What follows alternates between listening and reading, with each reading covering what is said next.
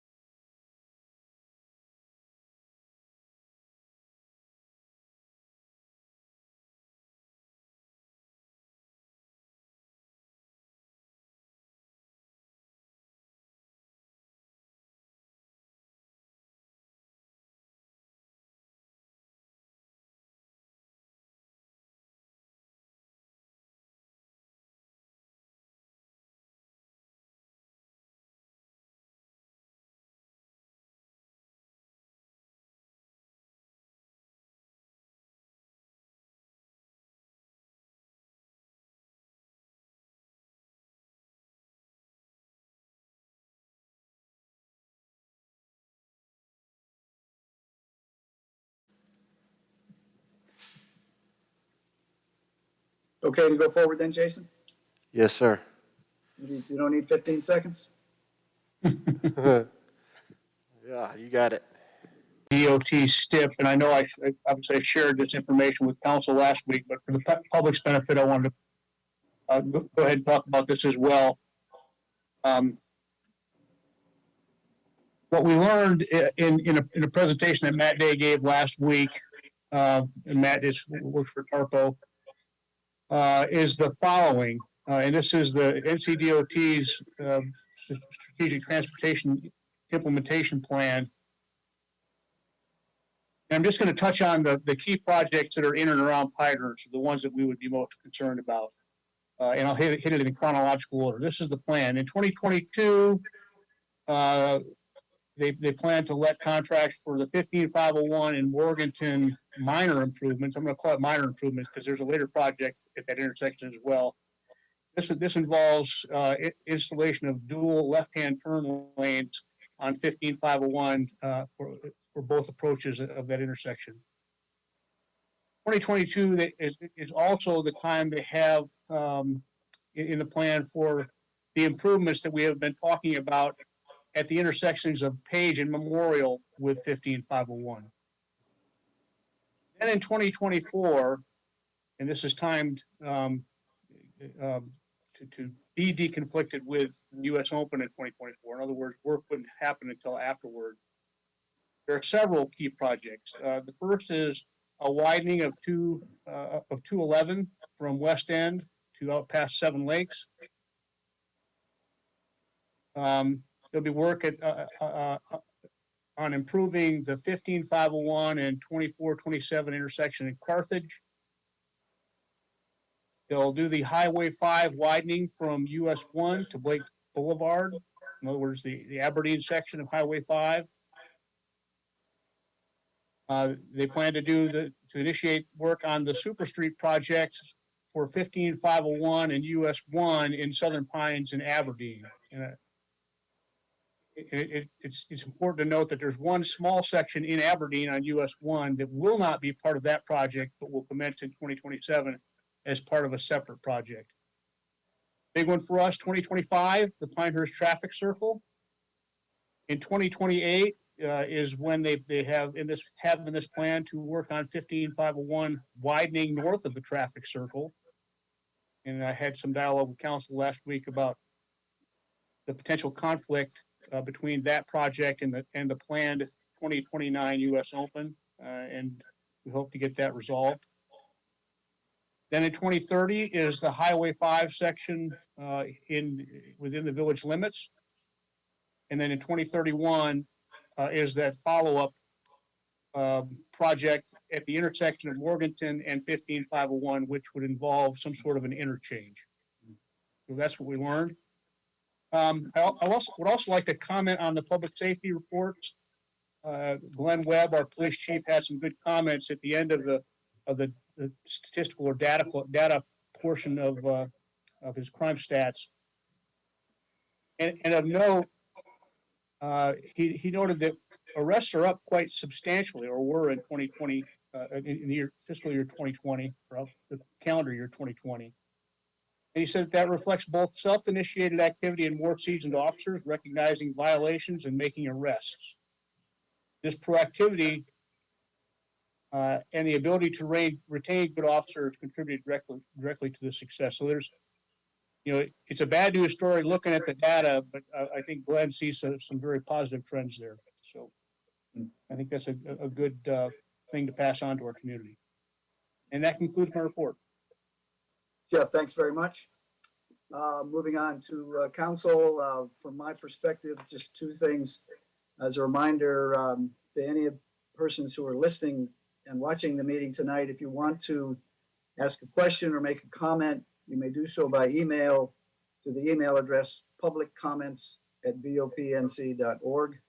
It's public comments, 2 C's, at vopnc.org. And the village clerk will read those messages at the end of this regular meeting. The second comment I'll make tonight has to do with the COVID situation. Operations at the Fair Barn on behalf of First Elf have been going quite well in these first couple of weeks. They exceeded the number of doses administered. They thought they would do 2,000 in the first couple of weeks, and I understand last week they did in excess of 26 or maybe even 2,800. It's a very efficient operation there, and at the county level, their big need is just to get more doses, and we hope that will happen, but there are some issues with that nationally, as you're aware. So continue to wash, wear, and wait, everybody. Be safe out there, and let's make sure that Pinehurst remains a safe place to live and work in the coming months. Turning then to Village Council reports, Judy Davis, please. Thank you, John. Both Kevin Drum and I and Jeff Sanborn sat in on the Tri-Cities meeting with Southern Pines and Aberdeen earlier today. We talked about a number of different programs and initiatives that we might undertake in the coming year. And one of them is with our Parks and Recreation departments, looking together to look at programs where there's overlap and collaboration that could happen. I think that'll be a good thing for the families within all the areas where they're shuttling children from one region to another for different sports facilities. So I think that's going to be a good program to watch as it develops this next year. Thank you, John. Judy, thank you. And as a reminder to all of us, please speak up and get close to your microphones wherever they are. Kevin Drum, comments? I'll just follow up with what Judy on the Tri-Cities. I thought it was interesting that Triangle J helped Moore County by supplying some help in their planning and zoning department because they were short a man and they're not a member yet. It might mean that they might join the Triangle J. Doesn't mean they'll be in Tri-Cities. Matter of fact, most of the other, but I just thought that was important new data. And I thought it was also important to note that Triangle J would do that on occasion. If someone was short and needed some help. I didn't realize they did that. I know they did that for Robbins once, Jeff. I don't remember a planning staff person being borrowed from Triangle J before. In my 3.5 years, that's a new one. So I thought that was important. I conclude my report. Kevin, thanks very much. Lydia Bosch? Thank you, John. Just a reminder that the National Park Service is conducting a study of the Pinehurst National Historic Landmark District. As a landmark district, we're in the top 3% of the 90,000 properties that are listed on the National Register of Historic Places. This is a really big step for Pinehurst. The Park Service, with Natalie's amazing help, has been doing the initial groundwork for what they're getting ready to embark on next week, which is public input. So I'd like to thank the members of the community who have accepted the Park Service's invitation to be parts of a focus group. And also the Park Service is going to be soliciting public comment There will be notices in the pilot. We'll be sending out electronic notices. So we welcome members of the community to be involved in this process. We're looking forward to it. We think, I've said it many times, we've got a great story to tell in what we've done to preserve our historic character in the village of Pinehurst. So just want to thank Natalie again for getting this going and keeping it going and being a great connection between Pinehurst and the Park Service. And we really anticipate this next step. Thank you. Lydia, thank you. And as you said, the public can look at the village's website and get other specific information, as you mentioned, about those programs, which begin next week, especially on February 2nd, an open public meeting where comments can be made. Jane, moving over to you, Jane Hogeman. Hi, I just would like to thank Lydia for all she's done toward getting the National Park Service here and getting this program set up and so forth. I think it's going to be a wonderful opportunity. Thanks. Thank you, Jane. Moving on in our agenda then, we'll move to agenda item number 3, which is a motion to approve the consent agenda. Before seeking that motion, I will ask any council members, are there reports or other questions in the consent agenda which you want to have withdrawn or commented on before voting? Any requests? Seeing none, we'll move on to seek approval for the consent agenda. Is there a motion to approve these reports? I move to approve all the items listed and considered routine on the consent agenda. Motion by Lydia Bosch. Is there a second, please? Second that. I second By that. Kevin Drum. Thank you. All in favor, say aye. Aye. Aye. Aye. Any opposed? No opposed. The motion to approve the consent agenda is passed. Moving into item number 4 on our agenda for tonight. This is a presentation of the final library services needs assessment report. Village staff and our 2 consultants who are with us tonight have been very active in this over the last several days, several hours, several months, and we appreciate the attention that's been given. Jeff, do you wish to make any comments on this, or shall we go on to Natalie and then to Debbie Joy and Fred? Yeah, thank you, John. I was just going to make a similar comments. This is a long time in the making, a lot of good, hard effort to finally make this possible. So I want to thank Debbie and Fred for joining us and look forward to the presentation. And I think I'll be turning it over to Natalie. Thank you. All right. Thank you, Jeff. Can everyone hear me? Yes. Good, good. Like you said, we started this journey in the fall of 2019 to really understand what it that our community needs in terms of library services. And I want to start off by thanking our community and thanking all of the residents who participated in the process. We had a tremendous amount of engagement, especially early on.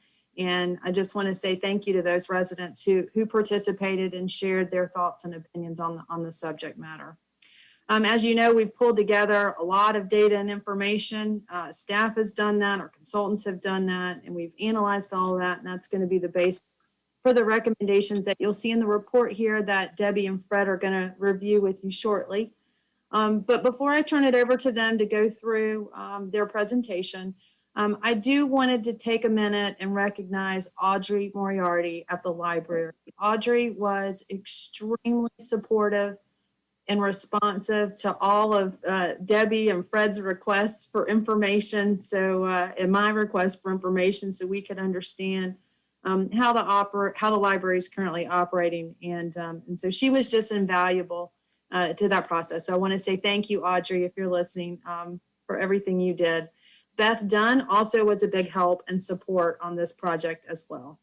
So with that, thank you, Debbie and Fred. I'll echo Jeff's thanks as well. And I'll pass it on over to you and let you go through the report now.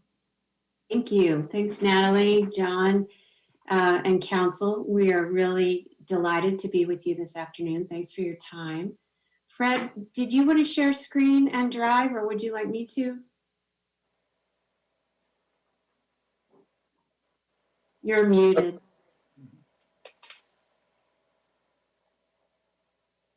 If you have it up and ready, that would be great. Otherwise, I do. Hold up. We are ready for action. So while we are sharing screen, I just want to echo echo Natalie's comments. We don't often see this much engagement with the community, this much participation. So we really appreciate the community. Audrey is amazing, so thanks. Of course, Natalie's been amazing, and Fred, so thanks to everybody.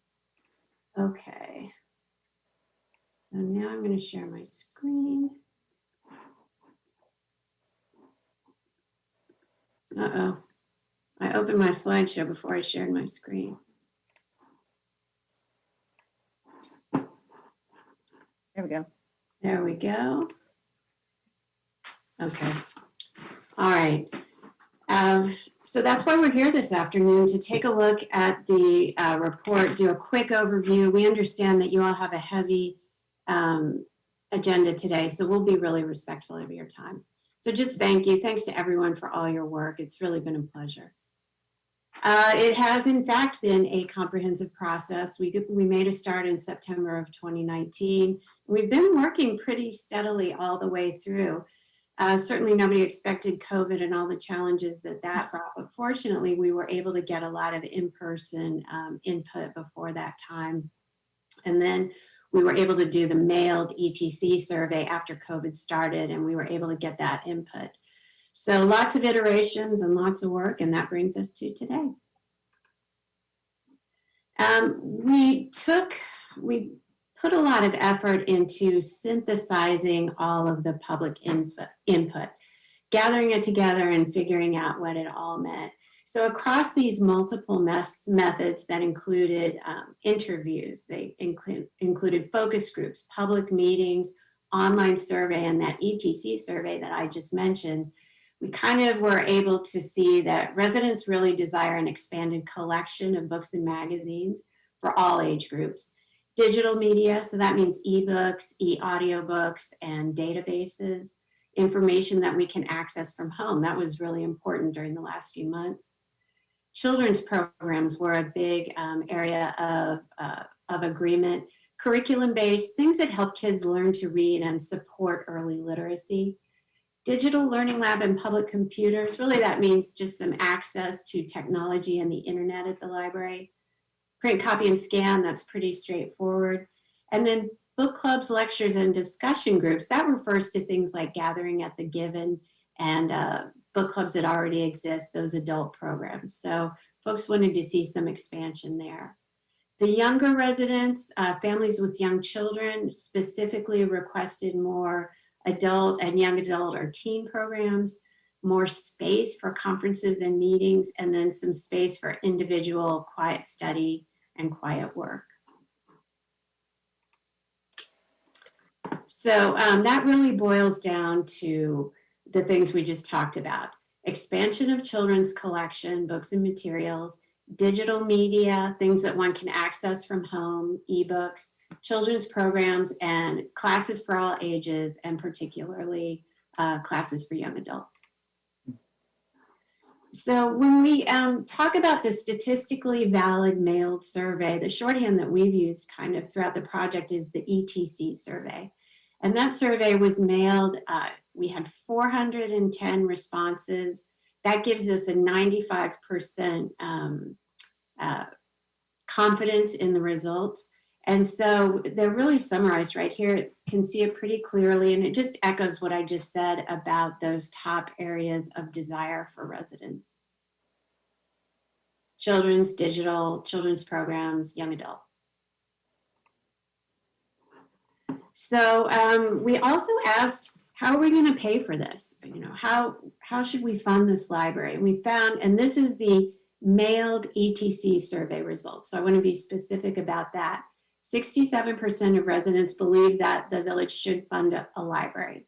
There's a small majority, 57%, who would support a tax increase of at least a penny, and 43% don't support any tax increase at all. So what is the tolerance? If we break that down a little bit, we know who would support at least a penny, but who would support some different increments? And that, again, that's in the report. It's pretty straightforward. 13%, 2 pennies, 10%, 3 pennies, and so forth. And then we have that 43% who doesn't want to see any increase in taxes at all.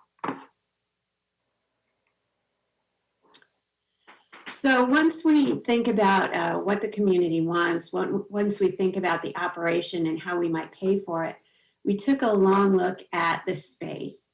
And so kind of boiled it down to the approximate square footage to meet the needs today, the basic needs for traditional library services, which is what the community told us they want, kind of traditional library services, is 10 to 12,000 square feet. And currently in the library, 3,800 or 3,825 square feet is allocated to library services. So a very deep dive into library facility size, and I will let Fred talk about that a little bit more. But Fred, did you want to jump in and review this material? Sure. So this represents a little more detail on the basic space summary that Debbie provided a moment ago. Of the wish list that we received from the community, we broke it down into tiers that ramp up from basic needs through some of the more wish list items. And this represents a low, mid, and high range for the program components that were highlighted as the basic needs.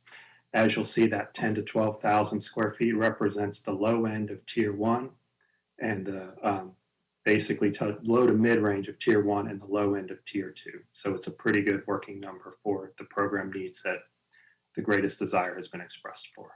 Next slide, please. Based on the feedback that we received previously, we also reevaluated the potential locations.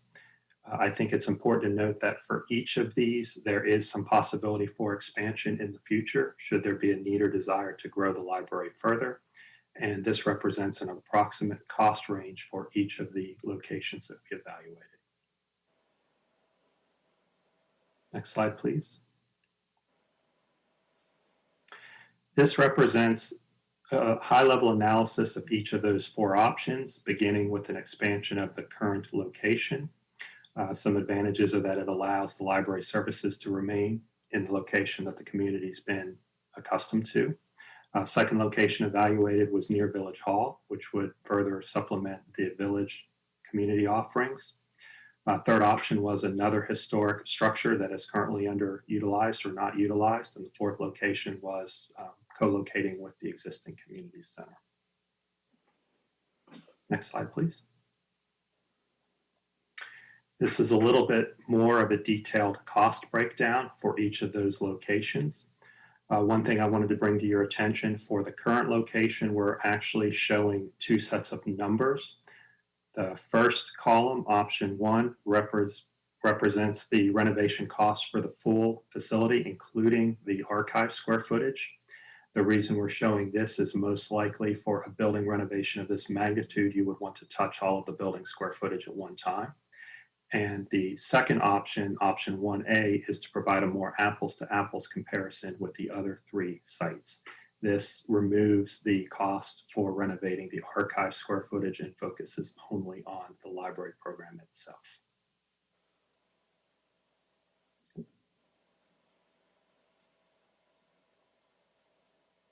With that, I'll turn it back over to Debbie. Thanks, Fred. So when we once we move through the possibilities for facility and talk about the size a little bit, we start to think about the operational components of the library. So number 1 is the collection, those print and digital materials.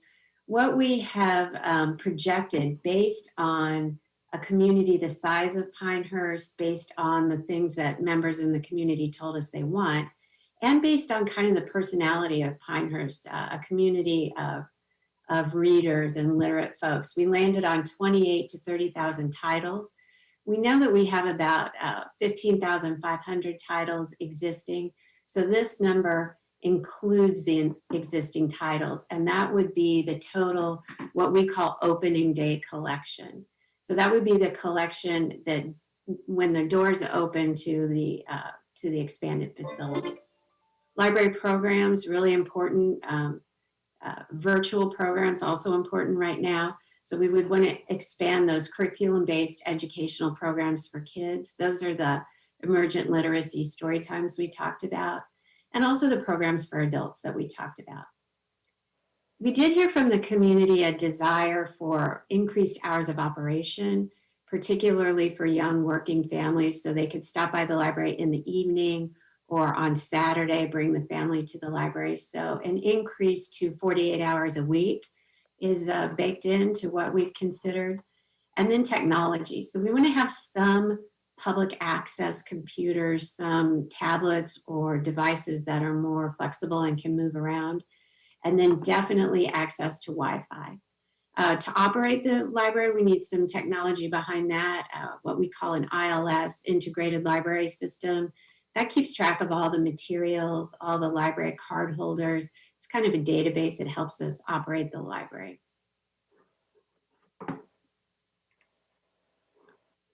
So for construction, we took a look at and put some thought into potential ways to pay for it, funding mechanisms. So the village, I understand, is debt-free currently, so long-term debt is an option.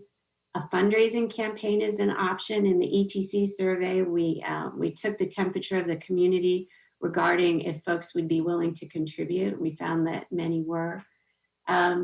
Save up money or use existing fund balance reserves. Utilize part of the current Given Memorial Library endowment.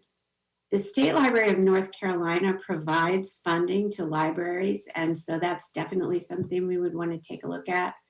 And also seeking grants from the federal government, IMLS, Institute of Museum and Library Services. We talked about the state of North Carolina, and then fundraising from nonprofit groups and corporations. So if the village decided to operate a library, there are a couple of operational models that could be considered, and there are some alternative funding mechanisms that could also be possibilities. Two operational models are municipal. So municipal meaning that the village or the local government operates the library. The other model is outsourced operation, where you hire somebody to come in and operate the library. Some of the things that those two models have in common is all the folks stay in place, the staff stays in place. Volunteers are really an important part of current library operation, those stay in place. All the assets, the building, the collection, furniture, fixtures, equipment, and technology would be owned by the village. That's typical in other communities, understanding that we've talked about the building a little bit. And then many libraries have a library advisory board. I know the Given Library currently has a board. Under both of these models, the library advisory board and village staff collaborate to make decisions about the library and its operation. The difference under outsourced operation is there is professional staff kind of in the background that's available to help with planning, developing the collection, managing operations, HR, marketing, finance, things of that nature. And then there's some economies of scale. So being part of a big group, get better vendor discounts for books and materials and technology. So what are some ways to pay for library operation? What are the funding mechanisms? Non-resident user fees. So we know that Southern Pines uses that model currently. Additional property tax revenue. We talked about that a second ago. Seek State Library of North Carolina aid. That seems like it would be a very nice option. And then take a look at those grants from LSTA, Grants to States program run by IMLS. We talked about that. And then there is some money through the first iteration of the CARES Act and also through the most recent iteration of the CARES Act. Actually, IMLS funding grew during the last budget cycle. So there is some funding out there from state and federal government. How much would it cost to operate this kind of library? So we took a look at the operational costs. So that does not include the collection, that opening day collection that I talked about. And it's looking like it would cost between $800,000 and $940,000. That bakes in both operational models. And the village currently contributes $150,000 a year for library operation. So it's an increase of $650,000 to $790,000. And that's it. We understand that council has had the report since Thursday, so hopefully you've had a chance to take a look at it. I just did want to thank the community, thank village staff and council again. It's been really great to get to know Pinehurst a little bit better, get to know the community. My only regret is that we weren't able to be there in person more often due to the pandemic. So we'd sure be open to hearing your questions. Debbie, thanks very much. And Fred, the same. I think we do as a council, each member have some questions we'd like to address. And many of them I think will have to do with slide number 12 or so on the construction and renovation, not to jump to there too quickly. But as a first question, one of the things in our minds and that came out in the public feedback was, you know, what is this so-called library of the future? And what about the impact of digital media on construction space needs, things of that nature? Would you want to elaborate a little bit on that now, and then we'll go into some other questions. Sure. Fred, do you want to take that one? Would you like me to take it? I'm glad to. I think we should tag team this. I think there's the broader trend question, and then we can speak about the spatial impact. Okay. All right, I'll jump in and then I'll pause, Fred. Is that okay? Absolutely. So John, you asked about the Library of the Future. We do a lot of work trying to understand what that is, and the pandemic has certainly had an impact. We're spending a lot of time right now trying to make some projections about what things will look like when we go back to normal. If there's one word that sums up the Library of the Future, I think it would be flexibility.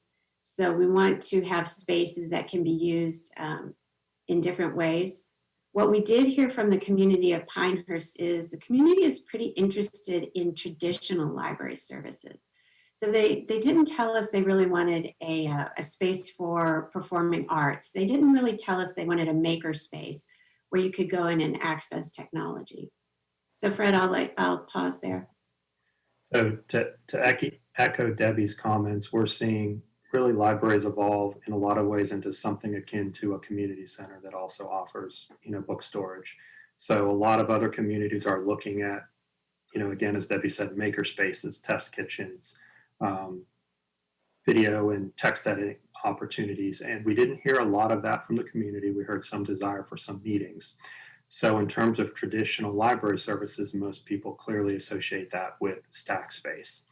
And to be perfectly honest, we've not seen much movement away from books. We've seen a lot of movement to supplementing traditional print media with electronic media, but so far we've not had many communities that have expressed an interest in not providing print material. Does that answer your question?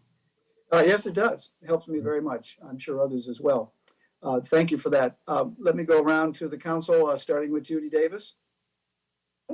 Thank you, John. And this definitely is the slide I wanted to start on. And my question here maybe is for Fred. So in looking at just the cost on 1A, at a high end, you're looking at $5 million, which is roughly in line with all of the others except for near Village Hall and the firehouses. You were rehabbing that. I was surprised it was as low as it is, given that you got a classical architecture and more expensive, probably brickwork, and trying to stay with that building in any way, shape, or form. Were you looking at it internally only or externally as well too? Sorry, I lost the tail. You can hear my barking dog. I lost the tail end of your question. Okay, so the $5,057,000 for option 1A, I was surprised at how relatively low that was, given classical architecture. And I just wanted to be sure that that's an inside and an outside number or interior only. It's a great question. It is, and to be perfectly honest, some of this is projecting ahead. I was expecting to get the opposite question, which is why this cost as much as the new building. And the answer to that is exactly what you described. You know, with the new building, particularly option 4 near the community center, if we look at some of the materials and type of construction, it's less costly on a square foot basis than what we would expect to be putting into a renovation in addition to your current facility. So that number, would you like me to pause for a minute till it calms down, or can you hear me? You're doing all right. You're doing fine. We are anticipating, you know, masonry, veneer construction, and classical architecture with that, and we're expecting a relatively comprehensive renovation, including full building systems within that number. But to echo your comment, it is not an opulent number, and some of that is with us trying to reflect our understanding of where council would like to be from an overall project budget. Okay. And the other thing is that in each of these sites, are there any that would not be eligible for a larger footprint? So let's just say that we got crazy and we wanted to do 14,000 instead of an upper limit of 12. Are there any of these that would come off the list if you went up, you know, a little bit higher? That's a great question. So clearly with the existing location, if there's interest in expanding significantly in the future, we would want to take that into account with the design of the additions, because that site will be a little more challenging with the existing architecture. And then depending on how your community process goes with the Park Service, they may have an opinion about overall footprint. Mm-hmm. Site 2 near Village Hall would be a site that's easy to expand. Right. Site 4 near the community center would be a site that's easy to expand, with the caveat it would impact your available outdoor space for sports and other recreational activities. The firehouse could be limited, or it could have greater expansion capacity as well, depending on what ends up happening with property acquisition, specifically to the rear of it in the future. You'd have to pick up some more land behind it. That's is what you're correct. saying. Okay, Yes. or go higher or something, you know, additional story. Okay, that's useful. And then I have another question too about page 17, about the, not 17, 17, yeah, 17 about all the different places where we could get money. Any thoughts about how much money might be represented by these? I mean, I'm talking about the state aid and the grants and things like that. Is that like $5,000? Is it going to be $100,000? What could we expect as the scope of money we could collect? Judy, I don't have that off the top of my head, but the state of North Carolina does a great job of sharing data. And so I can go in and find out, I could get some averages of libraries serving communities of a similar size and get back with you. Would that be okay? Yeah, that'd be dynamite. Just to, I mean, I'm not expecting it to be a material amount of money, but if it is, that would be a happy thing to learn. In my experience, I don't have experience in North Carolina with state aid specifically, but in other states, it's not game changing for the budget, but it kind of just gives us some cushion and opportunity to do more than we would otherwise. Okay, great. I'll find that and share it with you guys. And then one last question on page 11, when you talk about the hours of operation, are you thinking about 6 days a week, 7 days a week, or are you just thinking about more the same Monday through Friday? Page 13. You know, Monday through Friday with more hours, or what were your thoughts there on going to 48 hours a week? We have, I believe, and I'd have to stop sharing my screen, but there's some Saturday hours in there. I don't think we put in any Sunday hours. Don't quote me on that. Okay. There's a table in the report. I believe it's on page. I need to stop sharing my screen to get it for you, but there's a little table with the suggested hour. Mm-hmm. All right, great. Thank you so much. That's it for me. I'll pass. Thank you, Judy. Lydia, you had some questions, I think, too, some of them related to the construction costs, among other things. Do you want to pursue that? Sure, John. First I have a question. It's the page entitled Library Facility Size, where we talked about the square footage for Tier 1 and Tier 2. And there's a line on there that says best practice standard for library size. What is that? Do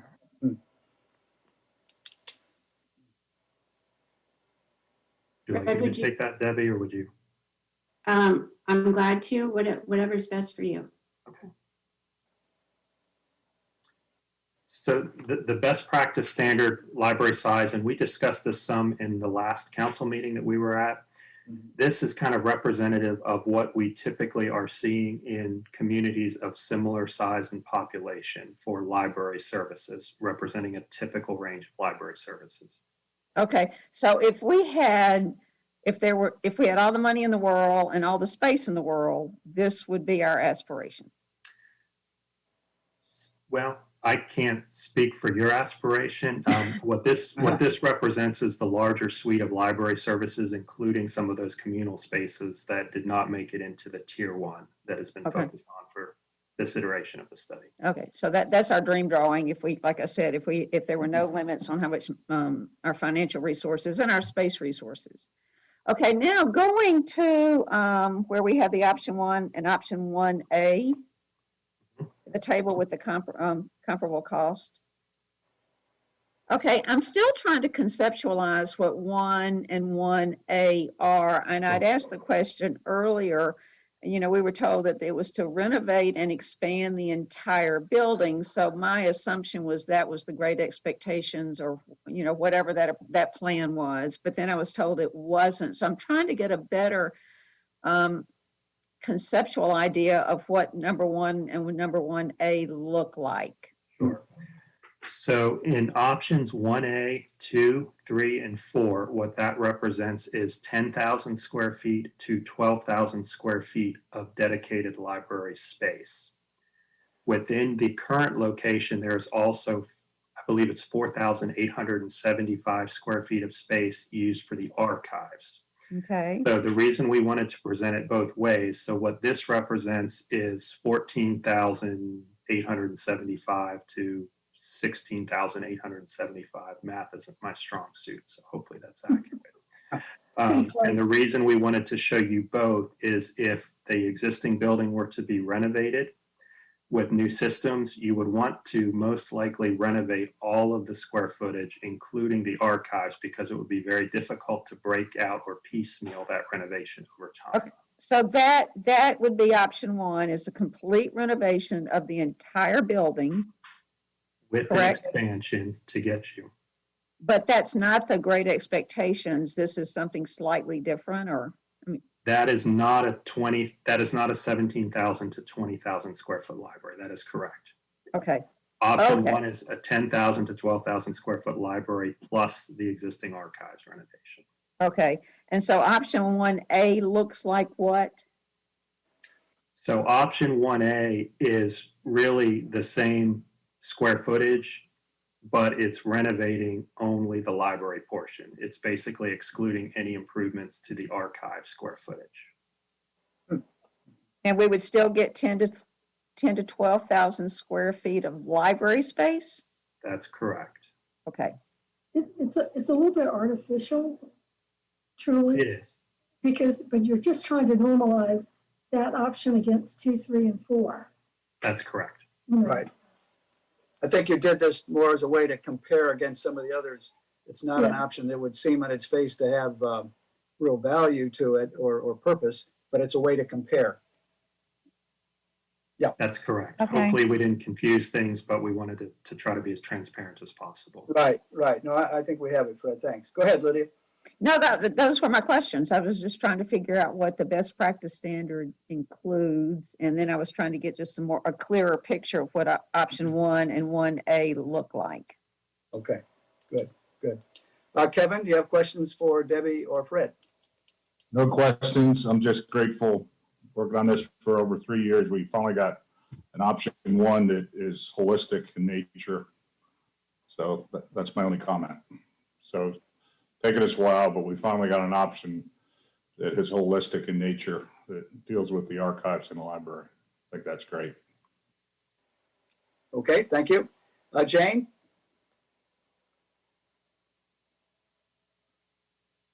Jane, Jane you're on Holcomb? mute.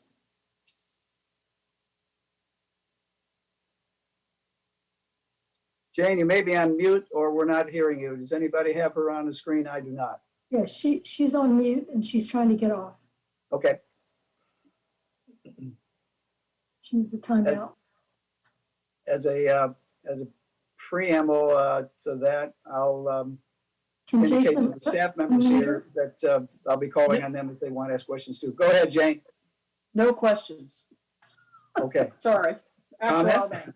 all right. Hey, We hey, have John, several- John, this Go is ahead. Natalie. Can I Yes. add something? Yes, I was just about to say, I wanted to call on you and Jeff or other staff that are present to ask any questions they have. So Natalie, please go ahead. Okay. I did go ahead and pull up the report. I think, Judy, you had a question about the operating hours? Yes. It is in the report, the full report, but I did want to just point that out because I pulled it up while Debbie was going through those other questions. It is assuming a 10 a.m. At least this was the recommended Sure. schedule. 10 a.m. to 7 p.m. Okay. Thursday. Okay. 10 a.m. to 5 p.m. on Friday. 10 a.m. to 3 p.m. on Saturday with no Sunday operating hours. Okay. Thank you so much. You're welcome.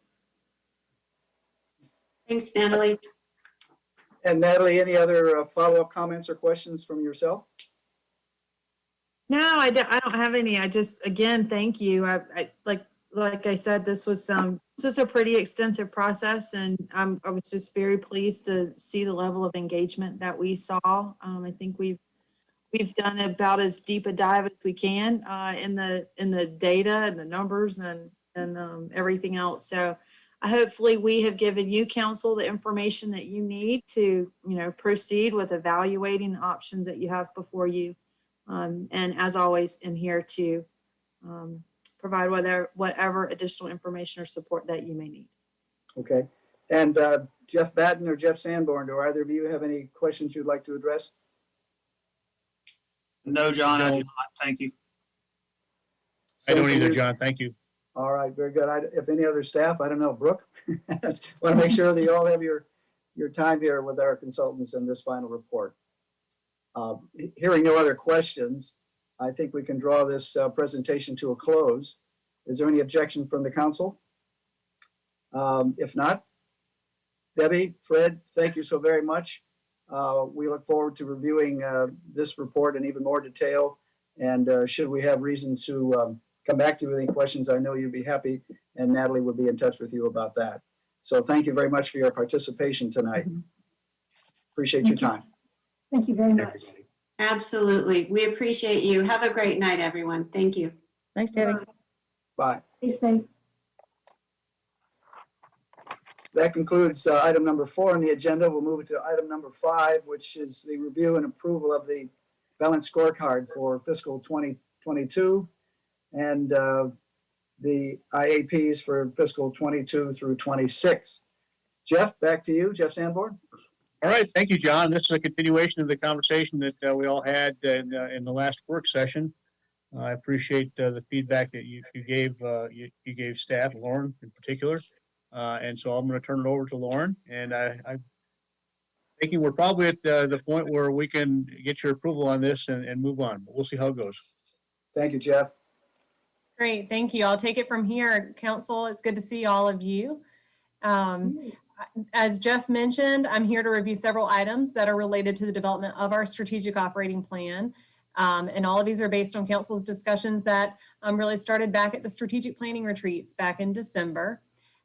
Since the January 12th work session, I made the suggested change, and that change was adding a note on the balanced scorecard, in particular to the short and long-term goals associated with established financial policies. So I made a note, as mentioned, on that corporate balance scorecard document to indicate that.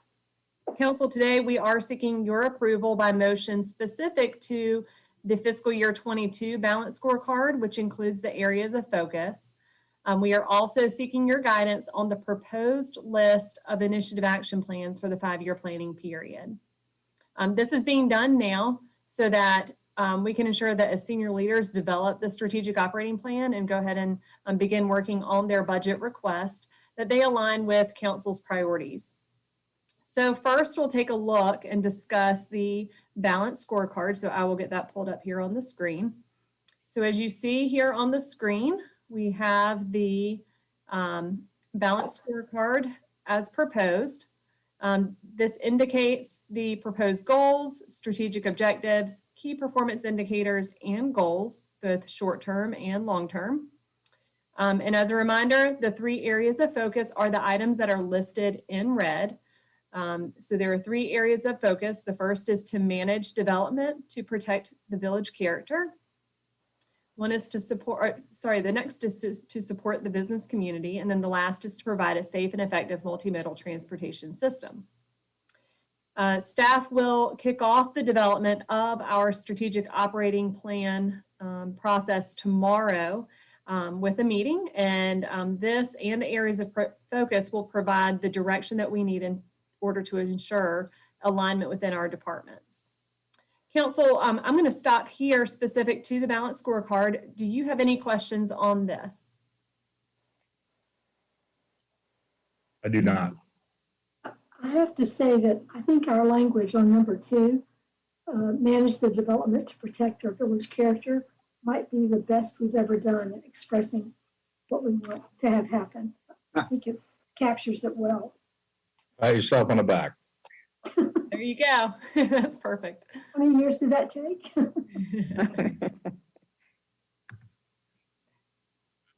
Any other questions or comments? If not, a motion's provided in your agenda to approve these items. Before we move to the initiative action plans, we can go ahead and do that if you wish. I'd rather wait until we talk about the initiative action plans. Okay, perfect. Let me pull that up, if that's okay. So we've got a list of initiative action plans that are included in your packet. I'm getting to it now on the screen. Yeah. So the village has identified 6 proposed initiative action plans for the 5-year planning period. These are identified in the attachment and what I've got on the screen. And we define initiative action plans as measurable activities that are needed to address our strategic opportunities that involve a significant amount of financial and or staff resources, or they may have a significant community impact over the planning period. So you'll see those 6 initiative action plans listed. One is to update the PDO. The next is small area plans for a Village Place Rattlesnake Trail corridor in the NC Highway 5 commercial area. We have expand downtown parking facilities, develop a consolidated multimodal transportation plan. We have develop a comprehensive stormwater master plan. And lastly, expand or enhance library services. Council, do you have any questions or discussions on this list of proposed initiative action plans? I do. Okay. Okay. Was I misreading the covering memo where it said there would be 9 IAPs? Corrected. Yes, my apologies. My apologies. There are 6. That was a typo on my part. I think that update the Pinehurst Development Ordinance is enormously important, but I wholeheartedly disagree with hiring a consultant, boiling the ocean, and pushing it out over 3 years. I think we need to be looking at the, I call them meat and potatoes items that need to be updated promptly and work on it now. By 2024, there's not going to be anything left to plan for. The one on the small area plans is fine, downtown parking. I'm not exactly sure, still to this day, what a consolidated multimodal transportation plan is.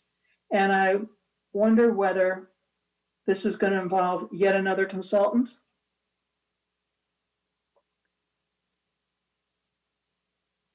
Jeff is nodding. I don't know if Jeff is on. Yes, it will. I would expect yes. The answer is yes. Jeff, in addition to the transportation planner? Yeah, that's what I mean. We're getting a transportation planner. You're getting someone who's in planning, but also has a background in transportation. I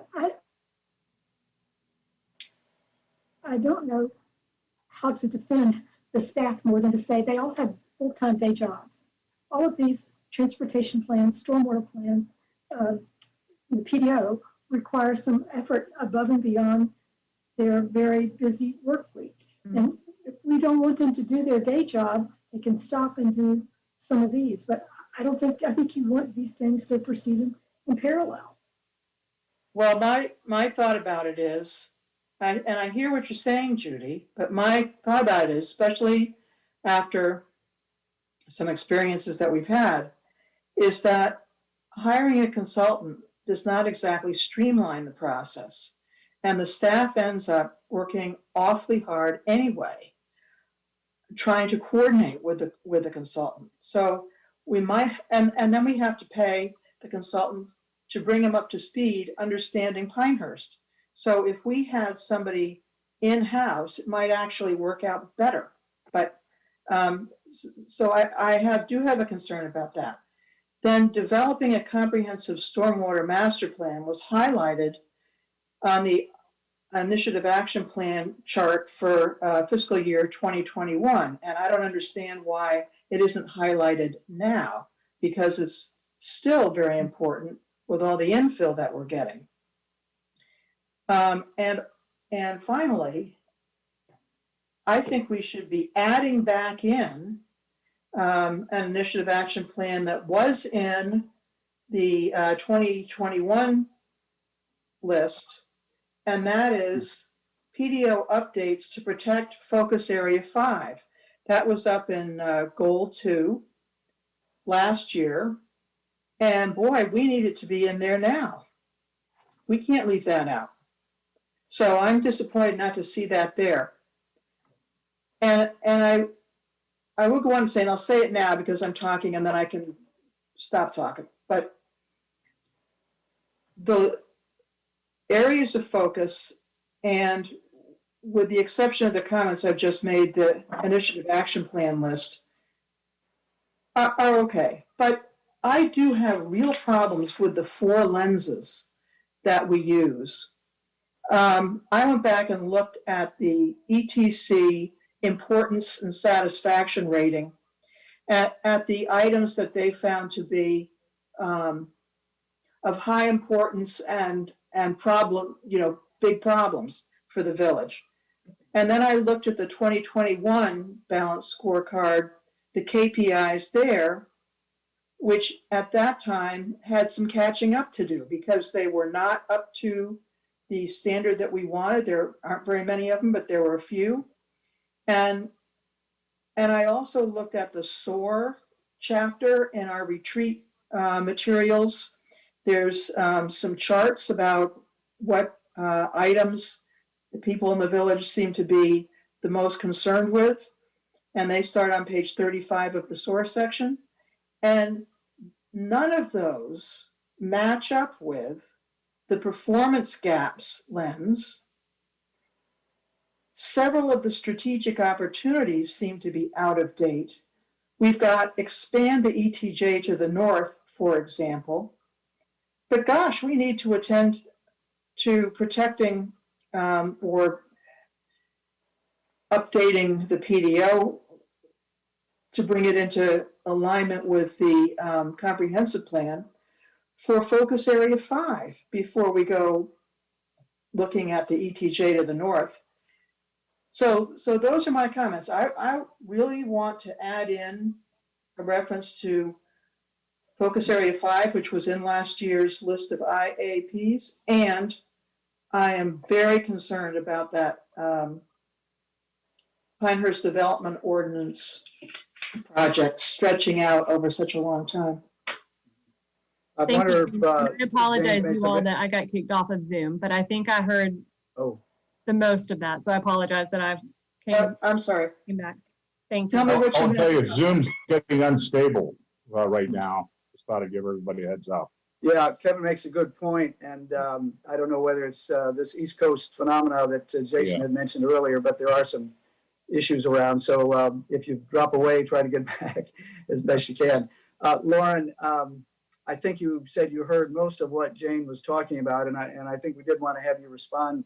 So why don't you respond to what you heard, and if there's other issues, we'll come back to that from that list and a couple of things I have and the other council members. But go ahead. So I heard, Jane, that it was important for the PDO to get done. You were hesitant of the timeline of that general snapshot of it spanning across a long time frame. Yeah. I will mention this list of initiative action plans is just the beginning.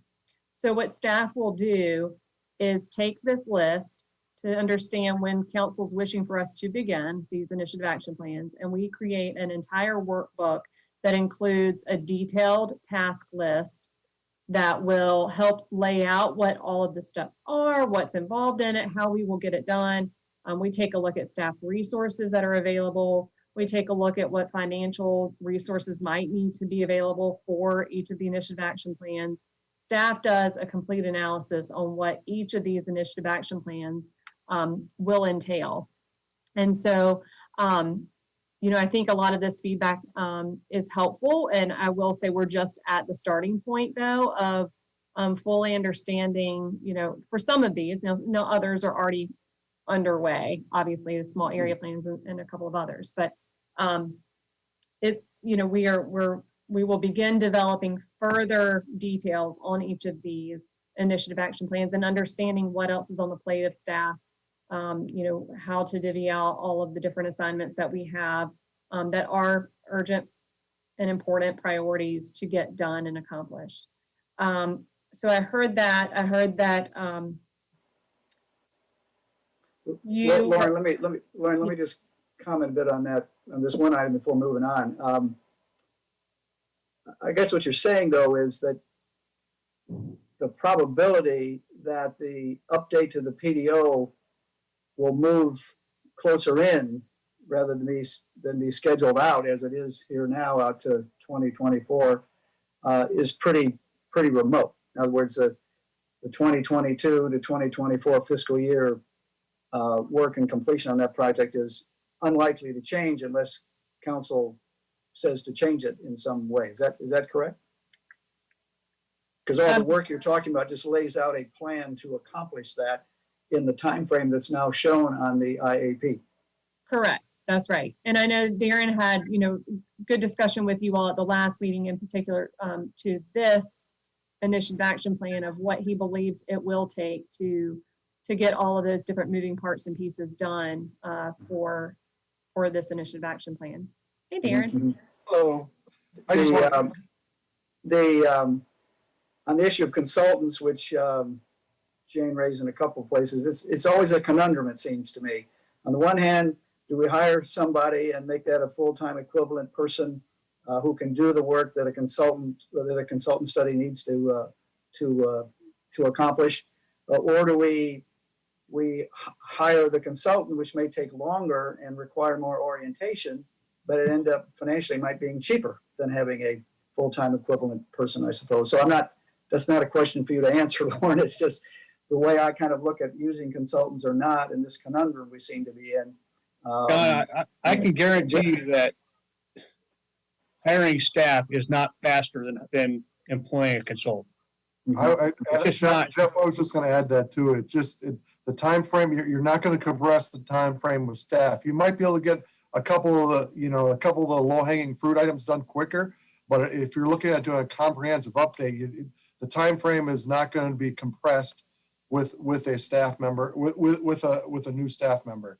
I just don't see it happening that way. We can get some of the it's not a staff member. I mean, in order to provide the expertise required for everything that's done here, we're talking about multiple staff members. Yeah. I know you've been very consistent. Just advertising, interviewing, waiting, onboarding. We already have consultants working. And the thing that I think, I'm sorry. I'm just going to say that the staff's certainly been very consistent on that view before, Jeff and Darren, so I appreciate that. But Lauren, you were about to go into Jane's other point. Kevin, did you have a further comment on that? Yeah, I thought it was important to say when we hire a consultant, we don't get a person, we get a team. That's right. We get expertise. What I think's lacking is we're so unique. You guys know that. We're all council members who talk about the uniqueness of this community. Unfortunately, traditional PDO updates are probably not where we're going to be. We're probably in a sophisticated level where we need a consultant and we need a team that has encountered a unique community like ours and has a team of people to help us get through it. So I think we ought to look at what the best outcome would be. And I think the best outcome would be a consultant. That's what Let me ask a question. If we do the consultant route, and I agree with what you guys are saying about it's not just one person, and it's so if you do get a consultant, how long does it take to get that consultant, and how long does it take for that consultant to complete the project, the update of the PDO or the UDO, whatever we call it? Does that take through fiscal year 24? I think it depends on how you structure the contract, what type of consultant you're hiring, how deep a pool of talent they can draw from, what projects that they might have in a queue right now. So it's really, and what really is the task? How comprehensive of an update? How much of a restructuring of that PDO are we looking at doing? So I think that gets laid out when we start to lay out the actual, if we do go to route an RFQ. My thought is, does it need to take all of 2 years? And it really depends on the amount of engagement that you want to have. We could hire a consultant to turn around and develop a PDO, a UDO in a short amount of time, but that would mean a less amount of engagement on the front end. But you're always, my experience here, you're going to want a lot of engagement at some point along the process. And generally it's that engagement that extends the time frame. It's not the actual writing. We can write things and turn them around relatively quickly. It's when we start to debate the issues and start to hammer away at the individual provisions that time frame lengthens. Next month we're gonna first have our tree. That tree ordinance is first going to come to light, and we've been working on that thing for a year and a half. So, and they were working on it before me. So. Just, it seemed, some of these low hanging fruit items seem like they're easy to discuss, but once you get them into once you get them before a public body, sometimes, that discussion gets extended out. But I would say 18 months, 12 to 18 months to actually develop it. And then, you're going to extend it probably by 6 months worth of reviews. So 2 years is probably adequate. Okay. And it's true that we don't have anybody on staff with the time or the experience to do that. Is that correct? Well, we have experience, but the time and the time capacity is somewhat of an issue. If we could sit there and just look at it and work on that nonstop, maybe. But again, there's more elements to that UDO that we don't have the in-house experience to work on. So we can handle parts of it, but we can't handle the vast majority of it. That goes to Kevin's point. We're hiring a team, not a person. Yeah. So let me ask this, if I may, Darren. Do we have to boil the whole ocean? Do we have to really redo the entire development ordinance, or are there a few areas that we could work on and get relatively quick amendments that would be helpful where we have seen a need as we've been working with various items that have come before the council over the last year? Let me just jump in. Yeah, the answer is yes. We can do both. It would just mean that potentially some of it might have to be redone or modified when we do the. Well, that's fine. Yeah. I would like to include doing that in this IAP. The problem a little bit of the problem that I see is redoing some of that work. Some of the work that you want done is relative to the development standards. It's relative to the subdivision regs. It's relative to the ESSM. That is a large undertaking. There is a lot of work associated with that. Some of So it's to- difficult, some of it's not. We have to be very careful about what we choose to do. Correct. This was the most important IAP in the last fiscal year, and we really haven't gotten very far on it. Dan, Well, you referenced an IAP about focus area 5 for last year. No, updating the PDO was number one. Yeah. Right. And now- I thought previously you were talking about an IAP that somehow dropped. Right. Yes. Focus area Yes, 5. in addition, Jeff, in last year's list of IAPs was one to do a small area plan for focus area 5. Now, I don't know that we really need to do a whole small area plan. There was not. Yeah. There was Yeah. none. There was not. Yeah, I'm looking There's at it, not. looking at it in the, I'm looking at it in the printout that I got at the retreat. What's it say? Read it to us, Jane. It's in goal I've 2. got the 2021 strategic operating plan in front of me right here, and I'm looking at the IAP. Well, somebody something. handed this out to me. I did not make it up myself. This is proposed fiscal year 2021 to 2025 initiative action plans with the brown thing across the top, then the dark green thing, and the whole list and a bunch of them in red. And under goal 2, promote high quality development and appearance. Number 1, update the Pinehurst Development Ordinance. Number 2, extend ETJ authority. Number 3, small area plan for Village Place / Rattlesnake Trail Corridor. And number 4, small area plan for NC Highway 5 commercial area.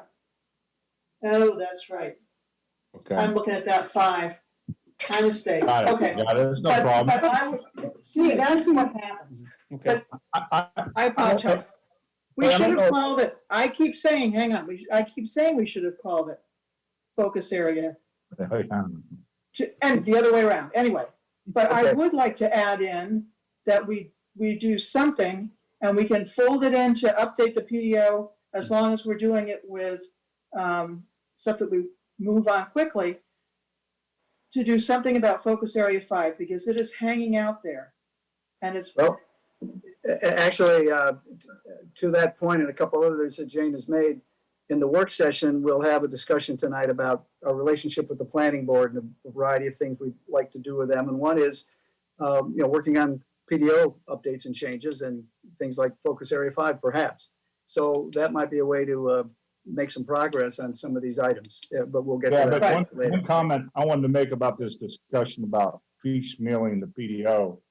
I wasn't on the village council, but John, you were when this PDO, you guys tried to tweak it, tried to update the PDO, right? Weren't you on the council at that time, John? Just at the very end of that start, yeah.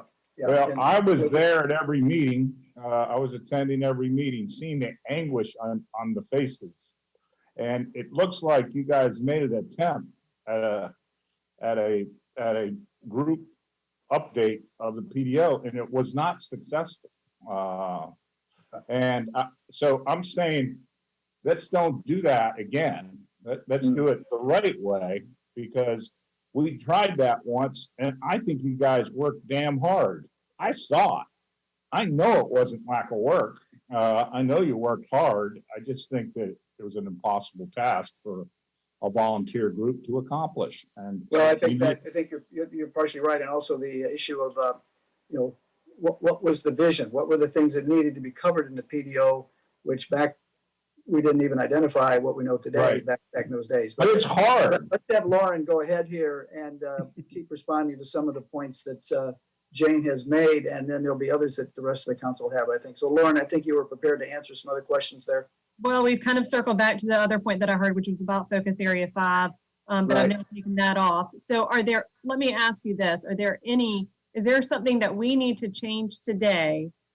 Is there an initiative action plan that should not be on this list or needs to be on this list that the council has a consensus that needs to make a change? I want focus area 5 on there. But is that an IAP or is that, I mean, we have so many levels of things. Is that? I know we do. I know we do. Wait, I what? want it. Does that belong as an IAP?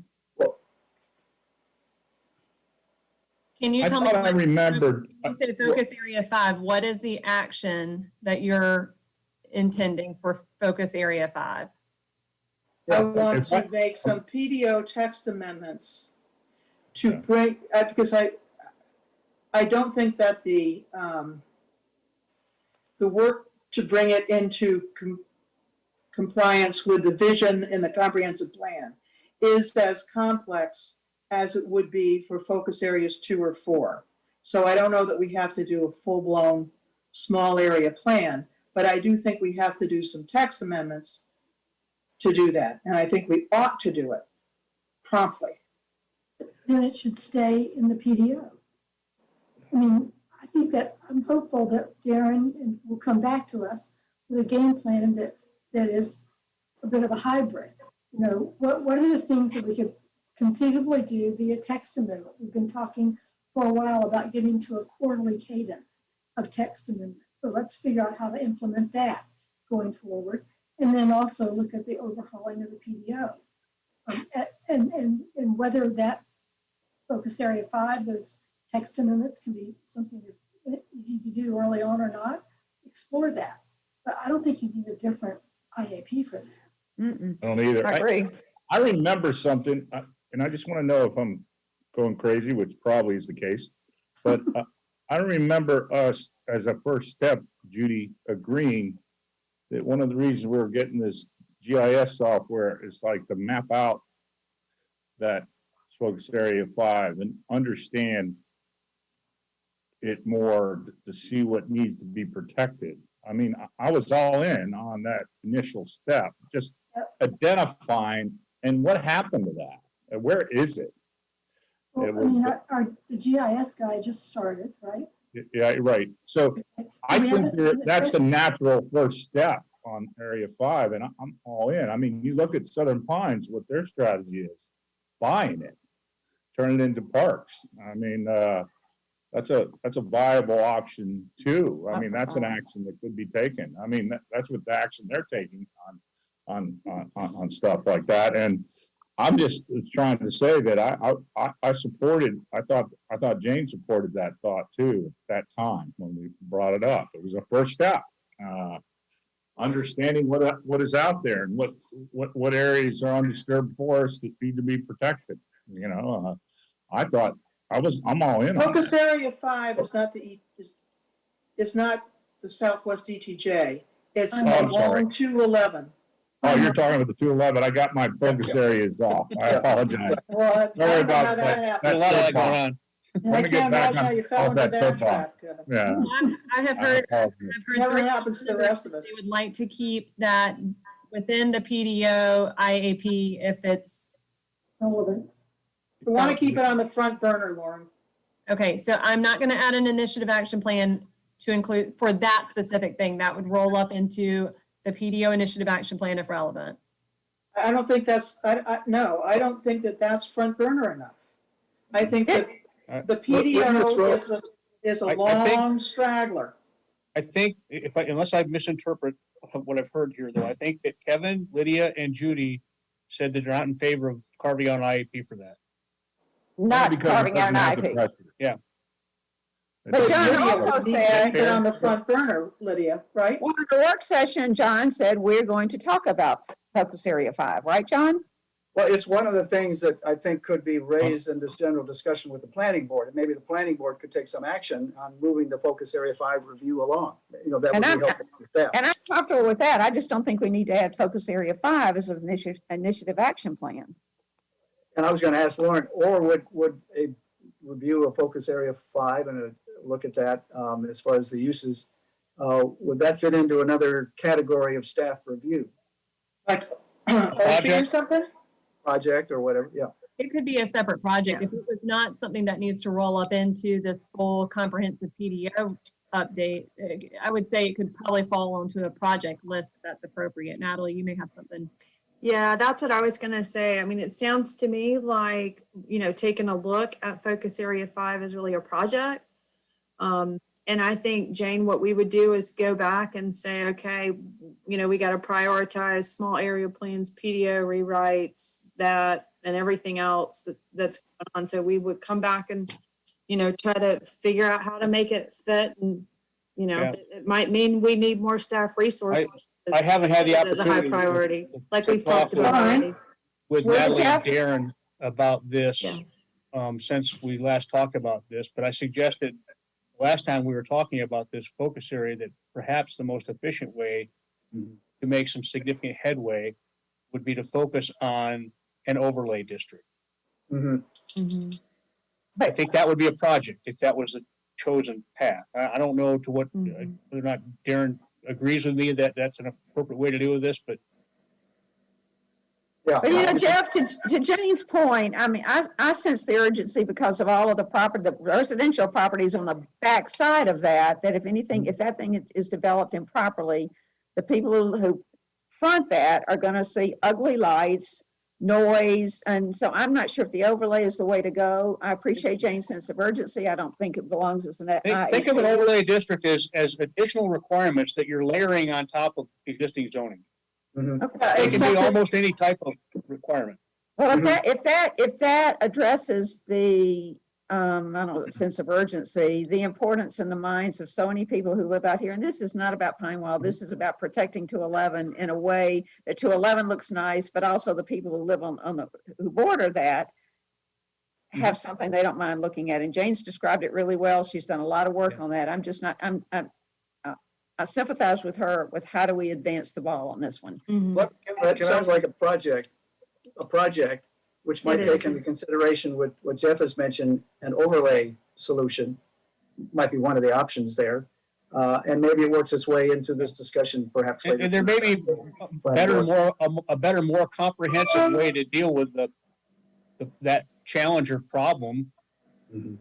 What Yeah. I'm suggesting is maybe the quickest, most efficient way to get most of it done is through some sort of an overlay. Yeah. How long do you think that would take? I don't know. Well, Darren? that's important. It's important. You have to considering- draft it. See, Yeah. you have to draft the provisions, and that's where you start to run into, it has to be created. So that's where it takes some research and some actual drafting. Then it has to be drafted into the ordinance. So is it doable? Yes. How quick can we do it? In light of everything else around here? Yeah, I think this coming fiscal year is very reasonable, isn't it? Yeah. As long as it fits into your other requirements. I mean, I'm just saying, the feasible to get it done in a year. We can talk about it Yeah. more later, Yeah. but there's some other things that have come up Mhm. that will be in the work session that I feel can be done Mhm. more quickly. Some low hanging fruit that I do feel can be managed more quickly than that. And I think we need to do it. Can I Natalie? make a suggestion? I think we're hearing you loud and clear, that this is important and it needs to be on our OFI list as a project. And we will get it plugged in that list. And then, but I'm not seeing, like Lauren, any changes to the IAP. But Jane, Not hearing any others, right? we hear you, and we'll have a separate OFI on that list that just looks at that one particular area. We'll figure out how to do that. And I see so much more pressures on the medical district and focus area 1 that's why my Yeah. brain flipped over to focus Yeah. area 1. But I see more pressures on those two, especially when you see the new cancer center. It connects all the way over to Avamore. It's going to change Mhm. the face of that area. I'm really scared that we're getting distracted. We have to focus on the medical district and focus area 1. And Mhm. so I'm not as, no, I wish we would put that ahead of this project. I think they're Well, quite I different think- places. I hear you on that. Let's get it on the Yeah. project list. We'll have a little more discussion Okay. perhaps later how that might get done.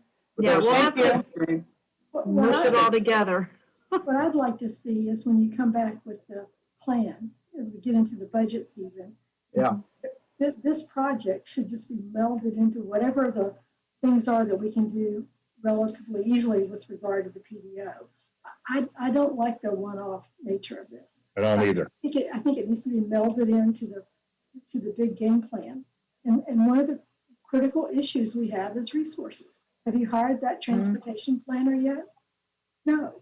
So, I mean, Jane, right there, you know, that's somebody that never came on to our budget. We're 3/4 of the way almost through this fiscal year. And we don't have that resource. You've got to get out there and go get some consultants now to address all these projects, because they're much more readily available apparently than full-time employees. Right. That's a true statement. So council, any other changes to this initiative action plan list, or do we have it set how it should be for now? Fine with me. Okay. But Jane, did you have anything else that Lauren might not have heard? I think. No, I had some comments on the 4 lenses, but that's not part of what we have to vote on. Okay. Okay, Go ahead, so Lauren. I have some nods that we can go forward with developing some Yes. plans for these initiative action plans. And do I hear any changes for the balanced scorecard, or are we okay with how that is proposed this evening and there's a motion included? Hey, Lauren, I'm okay with it. There are just a couple of points I want to bring up so we don't lose sight of them. And I mentioned it last time in supporting the business community. And maybe we make this a work session item, but let's don't lose sight of promoting downtown. And I think that's got 2 components. What are we trying to promote? And then how do we promote it? And we've talked about getting the marketing people together from CVB and Leanne to talk about how we promote whatever it is we want to promote. And then second, another idea I want to throw out that again, under KPI 6.3, the number of residents satisfied with village-sponsored cultural arts events. The idea has been presented to me that in West Pinehurst Park someday, we might want to consider an outdoor arena. I think of like a wolf trap in Northern Virginia, but I just want to throw that idea out there, and I'll probably continue to do that so we don't lose sight of it. But that might be a great place to put an outdoor arena some year in West Pinehurst Park. Interesting. What do you mean by outdoor arena? Amphitheater, Gladiators. performance stage. Performing arts Yeah. space, okay. So people can go out there for concerts rather than come into the village. Ugh. Wow. So we have the current plan. How awful would that be? Really? What was that? Concerts? Oh, yes. Lauren, the floor is for Lauren, please, council members. Lauren, please go ahead. We have currently in the plan, if you recall that discussion we had at the retreat, the plan for the West Pinehurst Park master planning. Right. You know, Yes. and then we held off kind of on some of that funding. This But, is years down the road. okay, I just want to make sure that we can, okay, After I'm dead. incorporate that one tomorrow. Okay, Saying that parking lot was full the other day. Are you ready for a motion, John? Yes, I believe we are. If Lauren has covered all she wanted to bring to our attention. I think so. If you're okay with this proposed balanced scorecard, we'll move forward tomorrow with our meeting with staff, and we will begin building our budget request and running it through our process here internally in order to present a good snapshot for you. We'll give you the preview here in a couple of months, and we'll have plenty of time to talk through the details of what all we're proposing for that strategic operating plan. Right, there is a motion required for this agenda item number 5. I move to approve the fiscal year 2022 balanced scorecard and areas of focus as presented. Second. Motion by Judy Davis, second by Lydia Bosch. All in favor, say aye. Aye. Aye. Any opposed? Hearing none, the motion carries. We'll move on into other business. Is there any other business in advance of the work session that any council member or staff member needs to bring? Well, I did want to mention that my neighbor, Chris Grimm, is now involved with the Boys and Girls Club. So I don't know if you guys know this, it was housed in Aberdeen School, and then the school district didn't rehouse it in the new school. So really, they're in the village of Pinehurst and at the Elmore Furniture Store. down by Right. Lake Boulevard. And they're servicing Aberdeen and Pinehurst from there. We've never had one. Oh, Aberdeen has and Southern Pines has. I brought it up at the Tri-Cities. I feel like, Boys and Girls Club is incredible nonprofit, and you're gonna, they keep kids from doing anything bad and raise good kids. So I don't know. I told them, I think one of the reasons he met with me is to talk about public money. I said that's not going to happen as a rule. And I tried to get creative with them, and then I just tried to say, gosh, you are the best interest of the village of Pinehurst and Aberdeen and Southern Pines, and maybe there is a weekend we could designate to just ask our businesses to support the Boys and Girls Club. So I wanted you to know that I had that discussion. I hope it wasn't out of line. I don't think I have it with nonprofits all the time like that, but one that crosses borders, I kind of thought it was like almost a Tri-Cities support mechanism that helps us all three cities. And we don't find that much. And so I'm just, might be getting off the reservation a bit, but I just thought that, I wanted to bring it up. That's interesting. To add to that story a little bit, just recently, just a few months ago, I was asked to be on a informal advisory board to the Boys and Girls Club. Now, this I was think it'd be before, great. this was before I think they'd made the move, or just about the time they were doing that. The other mayors are involved in it too, and we don't have any particular meeting schedule other than to about 3 times a year. So with Fallon Brewington, who's the executive director, I was going to discuss with her once they start getting moved over here, which must be fairly soon, I'm not sure, what outreach we might make to them. But we'll keep in touch on that. Yeah. But I think it should be a trilogy of outreach when you consider that it's not a Pinehurst service facility. It's going to service Aberdeen. It's going to service Aberdeen. I think, and the pot is the same. I asked them financially, where's the money go? It goes to one place. And it's, one Boys and Girls Club, the Southern Pines and this one. So it's kind of an opportunity. I know it's kind of, it's not as, pressing as, working on our border zoning and stuff, but I don't know, it seemed like we shouldn't go it alone. We should be partnered with Aberdeen and Southern Pines on this, but that's just my opinion. And I just thought it was an opportunity to bind us together as a Tri-City. So I just got a preliminary discussion. I think I did properly say that it's unlikely there's any direct funding coming from the council. So trust me, I'm trying not to lead them down any garden path, but I am willing to roll up my sleeves for this organization. Very good. Are there other business from any council member or staff to raise? John, I've got one bit of news that just came in. This is for your benefit and the public as well. I don't recall the gentleman's name, but I just got a note from Glenn, our police chief, saying that that gentleman that escaped or left the hospital about a week ago and was actually seen in some of our neighborhood there to the south of the hospital is in custody. Okay. All right. Well, I don't know much about the situation other than what you mentioned, but I think that's probably best for the person too. So I that'll come to a conclusion. Moving on to item number 7, then, comments from attendees. Beth, do we have any comments tonight? There are no comments. Was that no? Yes, there's no comments, and Thank you, other Beth. than our faithful pilot staffer is here. Mary Kate, Mary greetings. Kate's here. I believe that concludes the agenda for the regular meeting. Is there a motion to adjourn?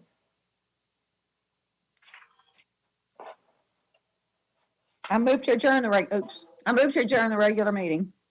Thank you, Lydia. I'll second it.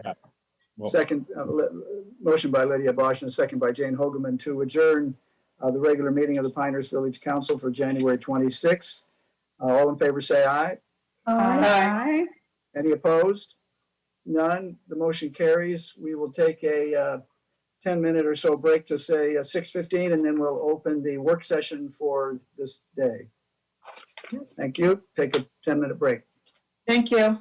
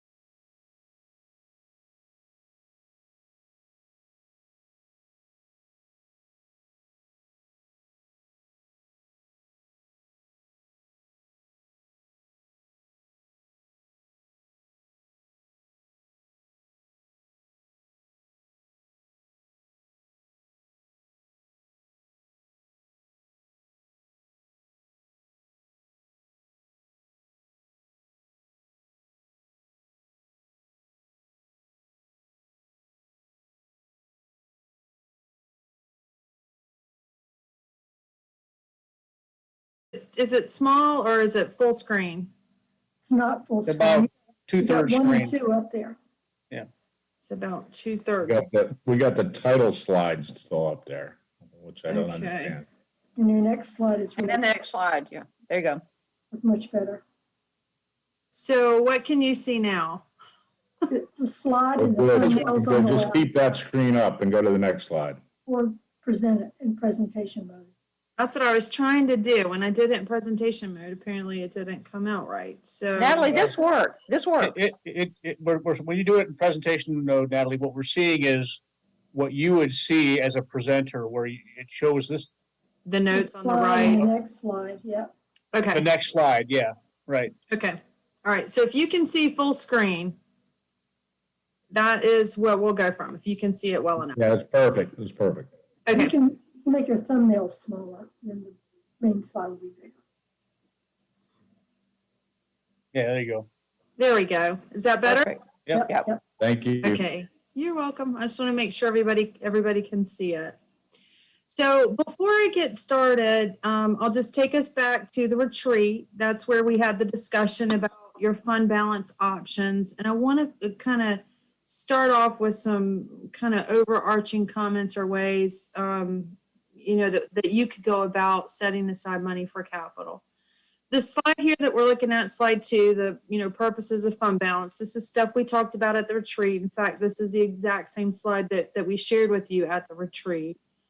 And really, when we look at fund balance, it is our recommendation that you look to that source of funds for pretty much one-time capital things. So you would not use fund balance to fund ongoing operational expenditures, say, for example. Okay, so like new staff or, you wouldn't want to dip into fund balance to pay operating costs for a larger library, for example.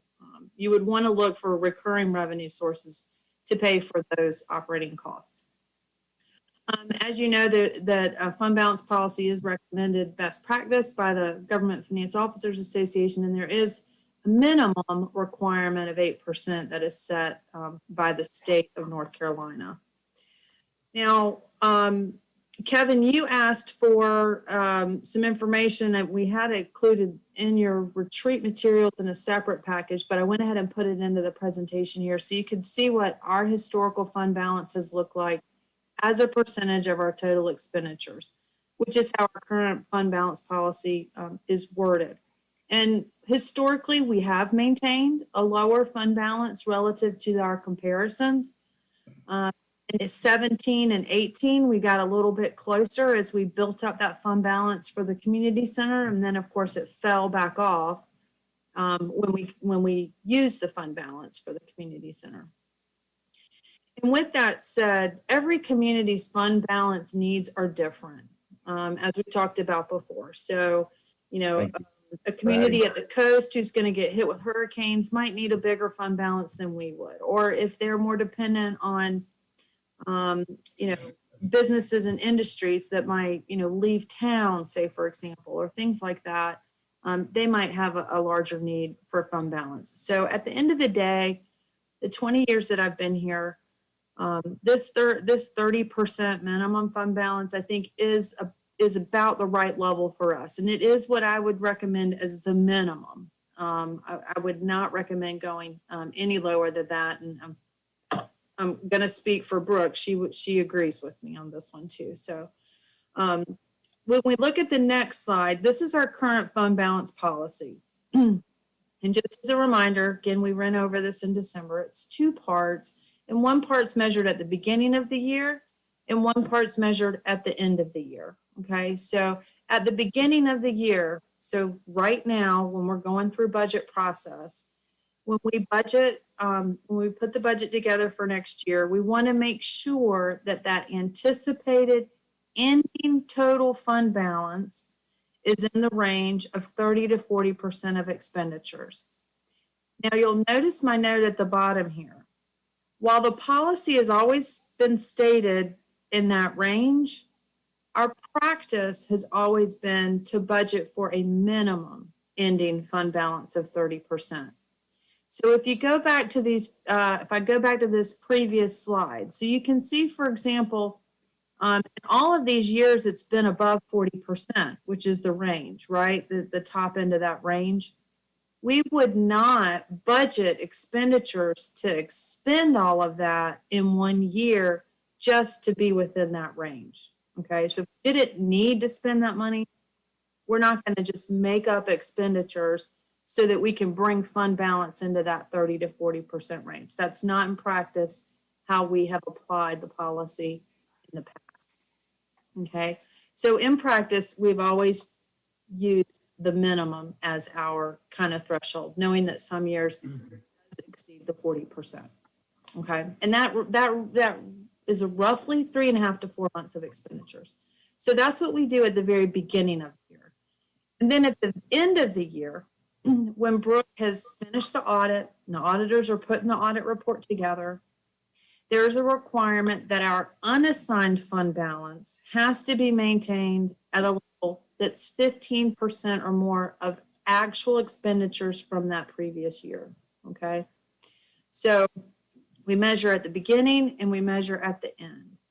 And when we look at the fund balance calculations and what the various categories are in fund balance here shortly, I'll explain that a little bit more.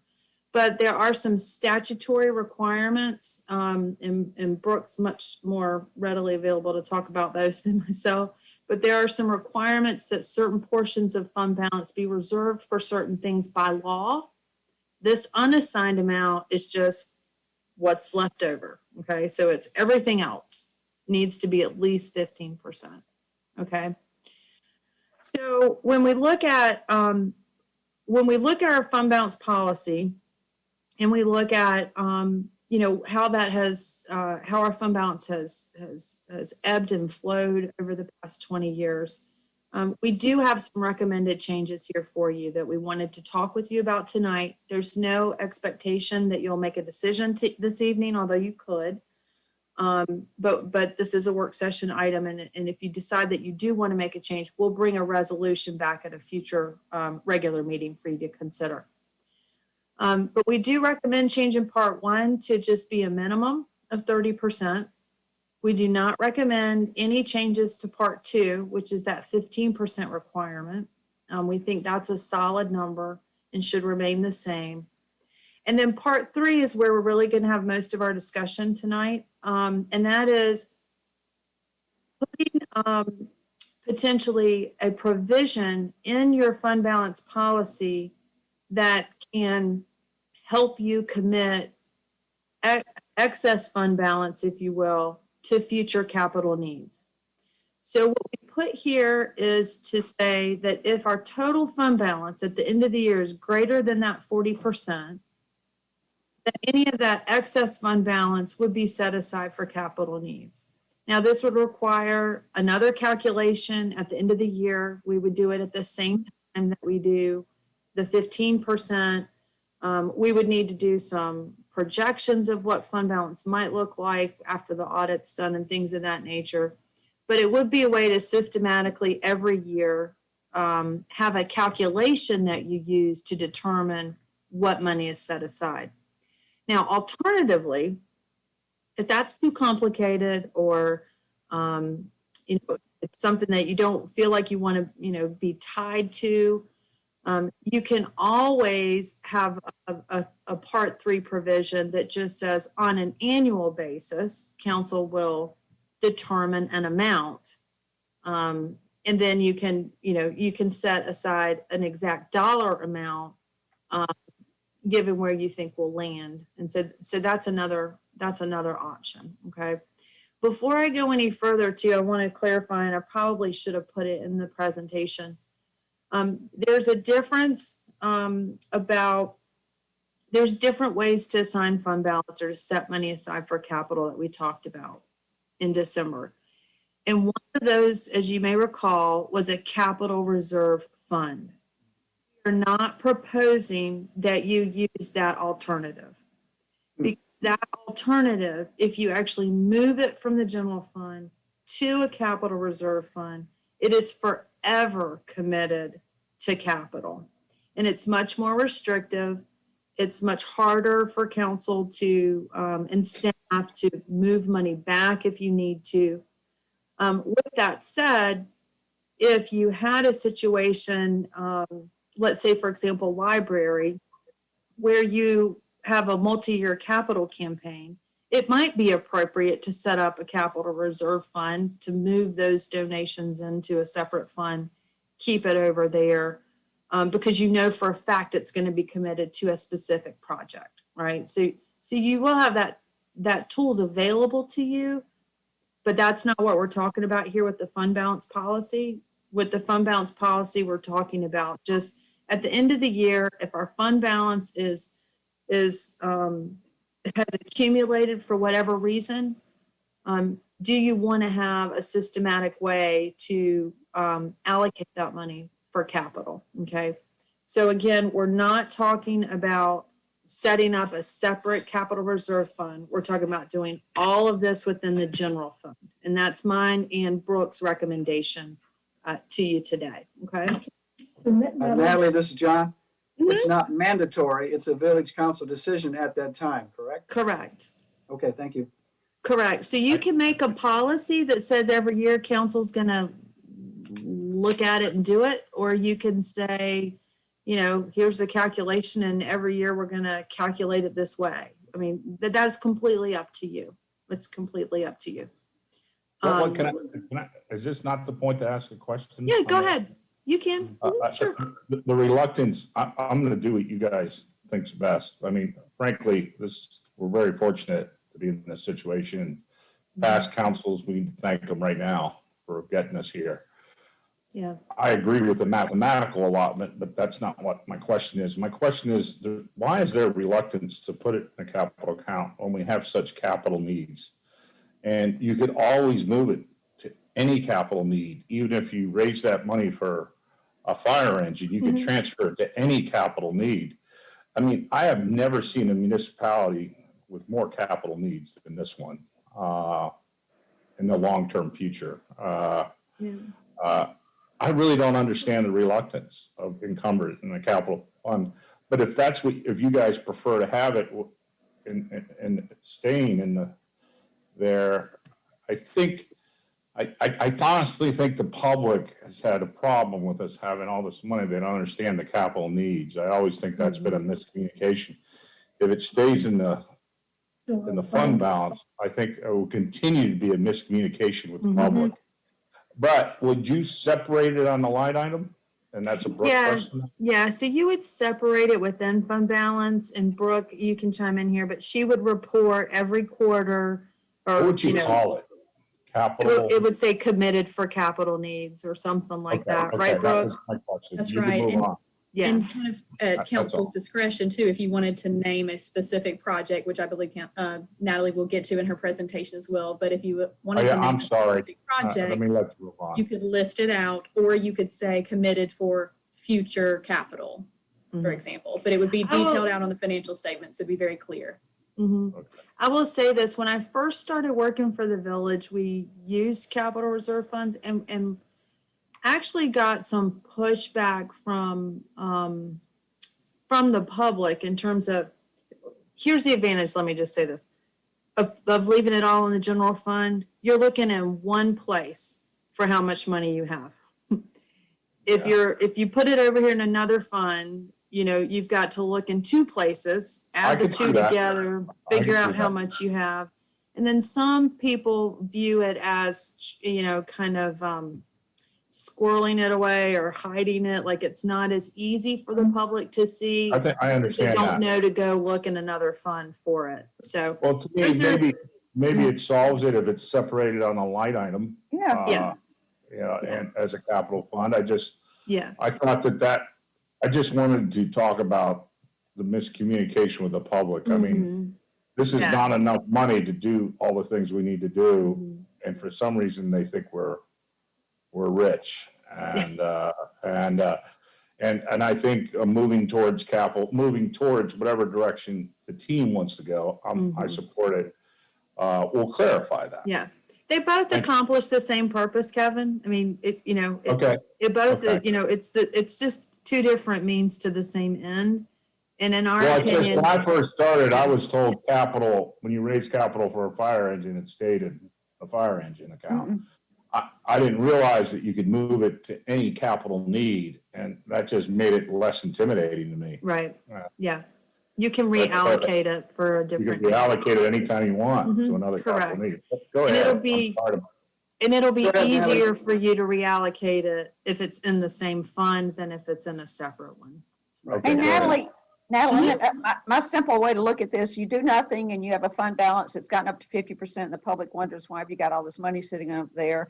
The most restrictive thing is to do the statutory capital reserve fund, which I wouldn't recommend because the money's there and you can't touch it. So this seems to be like a happy medium Mhm. where it's segregated on the balance sheet and the public won't see this big fund balance. They wonder why we got so much money. So it makes sense to me. And Mhm. there's so much flexibility that you don't have with that statutory capital reserve Mhm. fund. Oh, I just Yes. have a concern it would be taken from capital in this. We can do that. I know, I don't like that idea, but that's okay. Well, if you need, I mean, I can't imagine that we would do it without justification from staff that we needed to do it. I mean, you set it aside on your balance sheet, and then if something unexpected happens, a hurricane or whatever, and you got to take it out of there. Right. I think on the first screen, it talked about reasons you have a capital Mhm. reserve, and it's to Okay. deal with these extraordinary expenditures, and then you can take it out. You've got that. Probably get answers on the rest of these slides. I'm sorry, Natalie. No worries, no worries. I'll Go ahead, I'll go on to the next one. So again, this is the actual language that's in your policy currently that we would propose to modify. So that is again, taking it from a range of 30 to 40 to a minimum of 30, okay? Again, part 2, we don't recommend any changes to that. And then part 3, this is where we get into the fun part. I guess maybe before I go to part 3, how does council feel about just setting a minimum of 30 as opposed to that range? I can tell you, me personally, I have a problem with it unless we have the capital fund. Okay, so when Kevin's we have okay the with capital it. fund, Okay, I don't have a problem with this, but 30 Okay. to 40 serves us well because we had no Mhm. capital fund. So I think I need the other side of this to be happy with this. Does that Okay. make any sense? Yes. yes, so Kevin's saying, I support the change to part 1 if we add something in part 3. Got it. Yeah. And I Yeah. support a minimum threshold. And you support minimum, okay? Because 30 to 40 is pretty wide swing. And Mhm. so, do we really mean 35? I think if we should put a stake in the ground that says this is the absolute Yeah, minimum. I'm It's the okay with minimum. that. Okay, and I'm seeing Lydia nod her head. Yeah, we're Yes. good. Okay, We're good. good. Okay, so we will move on. So let me go over this. So Brooke and I ran a bunch of numbers. We looked, like I said, looked at our historical fund balance over the last several years and, thought through what it might look like if we were to come up with a calculated amount of fund balance to commit at the end of every year, once the audit was completed. And what we realized is because there are statutory requirements to set aside that total fund balance, that 40% was really the minimum number that, well, I guess I would say maximum, right? Yeah, that's fine. Would be the maximum number that we would recommend here. I support this. Yeah, It's so a that- minimum. It's a minimum.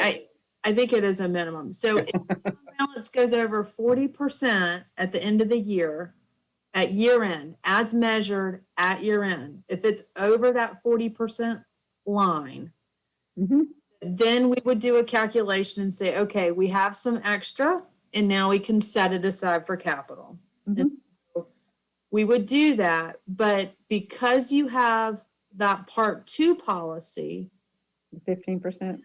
the amount that you would, that the calculation would turn out to be each year would vary depending on what the year-end audit numbers look like. So basically what it's saying is it's a two-part process. So if we have fund balance in excess of 40%, right, that fund balance is committed to future capital needs. However, it cannot, whatever that number is, it could not make your unassigned fall below the 50%. And if it did, the amount that you commit would be reduced so that your unassigned fund balance would never go below the 15. Does that make sense? Yeah. Yeah. I especially That's how we like, did it. I especially like how it's mathematical in nature and Yeah. Mhm. instead of, opinion oriented. Right. Subjective, not subjective. It is objective. I think it's excellent. I think Yeah. it's. And your two accountants, came up with this Yeah, formula. I think this. Could I say something here? Yes, please, Jane. I think it's great to devise a framework for evaluation of something like this, moving money around. But I do not think that is a substitute for thinking with our own heads in the moment. I do not think it's something that we should put on autopilot. I think that it's fine to say that each year we will look at whether we want to make this commitment. And we can even put in there, here are some of the standards that we're going to examine in the course of that evaluation.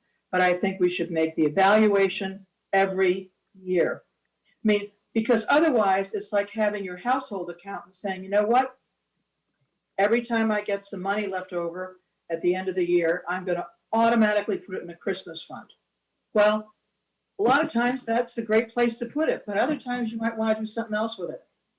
And so I really think that we should not say this is how it's always going to work. I think we should say we should always take a look at it. So if that is the council's desire, there is a way to do just what you said and still have the policy written the way we're recommending it. I say that because the statutes require you to adopt a resolution in order to make these moves. Now, we're not entirely clear, I think between ourselves, whether or not, for example, the policy might take the place of that, because you adopt a resolution when you adopt a policy. And so it might be possible that you could just do a resolution now and we would just automatically do this every year. Conversely, it is also okay and supportable if you choose to lay your eyes on this every year, then we would be bringing you a resolution with the calculations every July-ish timeframe in order for you to contemplate adopting that resolution. So the same thing with the budget amendment, you just bring the two together potentially. Yeah. Yeah, so we would work on the timing, but what I think I'm hearing Jane saying is instead of fund balance shall be committed. Yeah. Maybe I like shall. Maybe it's more, I like it how it's written. you so. do like it is, but I it like could it be as more written. general. I like it. Not everybody does, Kevin. I know, but I like it. If it was going to a capital fund, I think I could buy into Jane's thought pattern. But it's not. It's staying in our fund balance, capital committed, which means It does stay in fund uncommitted by balance. that council. So I think it's crazy to add things to our agenda when the process already exists mathematically. It's And if just, you need Why are you unable to revisit it and think about it? Is it too much trouble each no, year? it's Is it easier just to have crazy it when done it's staying in our automatically, fund and then balance. you don't have to I think think, about it? Is that the I think problem? that, Jane, if I could, maybe this addresses your concern. Yeah. I think in practice, you will revisit it and think about it every year when you look at the SOP that we've developed, because it's going to have that number. And you're going to say, hey, this is getting too big. Maybe we don't need to do this right now. Maybe we need to adopt a different resolution to move something. which we. You're always going to see that number. You're always going to have the opportunity to do something different. Yeah, we all, but. Right. Well, wait a this second, is a John, huge let me- step forward. We've never done this. This is awesome. This gets to the How point I long was have y'all making been- earlier, though. Hang on. This gets to the point I was asking earlier, though, about this move of funds being mandatory. I didn't want it to be Right. mandatory. Jeff It showing would- that there's a control here. We have to pass a resolution. You have to In order pass to the do this. resolution. Well, So that's a council decision. maybe, that's what I say, maybe, maybe not. I mean, the law says a resolution has to be passed. Yeah. It might be true that when you adopt the policy, which requires a resolution, that might meet the requirement for a resolution. In other words, it may not have to be done every year. Mhm. When you look at what we do every year, this is nothing in the thought process department. But every year, it's more than just looking at the numbers. It's looking at our circumstances that surround us at the time and thinking about, holy smokes, have we got something new that we didn't even know about that's out on the horizon? Is it supposed to be an El Nino year? Who knows what? I think it is, we're not doing our jobs if we put something like this on autopilot. I really am adamant about that. Wait. The calculation is on autopilot, but the decision with what to do with those No, funds. the calculation is not on autopilot. The Yeah, calculation is, the other side of it though, Jane, is it's completely harmless. It stays in the general fund and you can always access it via resolution. Yeah, and I think Anytime this you is- want. This well, is crazy. nobody has told me yet why we shouldn't look at it each year. You should look at each year. when You do the should, budget. Look and at that's the point. So let me back up for just 1 second. And maybe when we look at the calculations here in a minute, it might be a little bit clearer, Jane. But really what this is aimed to do, a couple of things, a couple of points I want to make here. Number one is in the last 20 years or so that we've had this policy, it might be 15 years. In practice, excess fund balance has been used for capital needs, period. It has. That's how we use excess fund balance. The community center is a prime example. We used excess fund balance to build the fire station and do some other things as well. So what happens, Jane, is because this number is greater than 40%, there will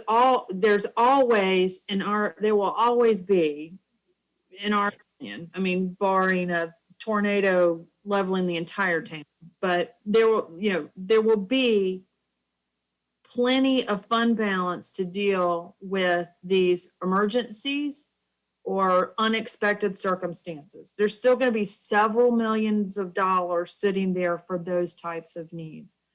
I think what this does for you is it gives you a number on a piece of paper. When you go into the budget, you can say, okay, there's $2 million right there that we could use for X, Y, or Z.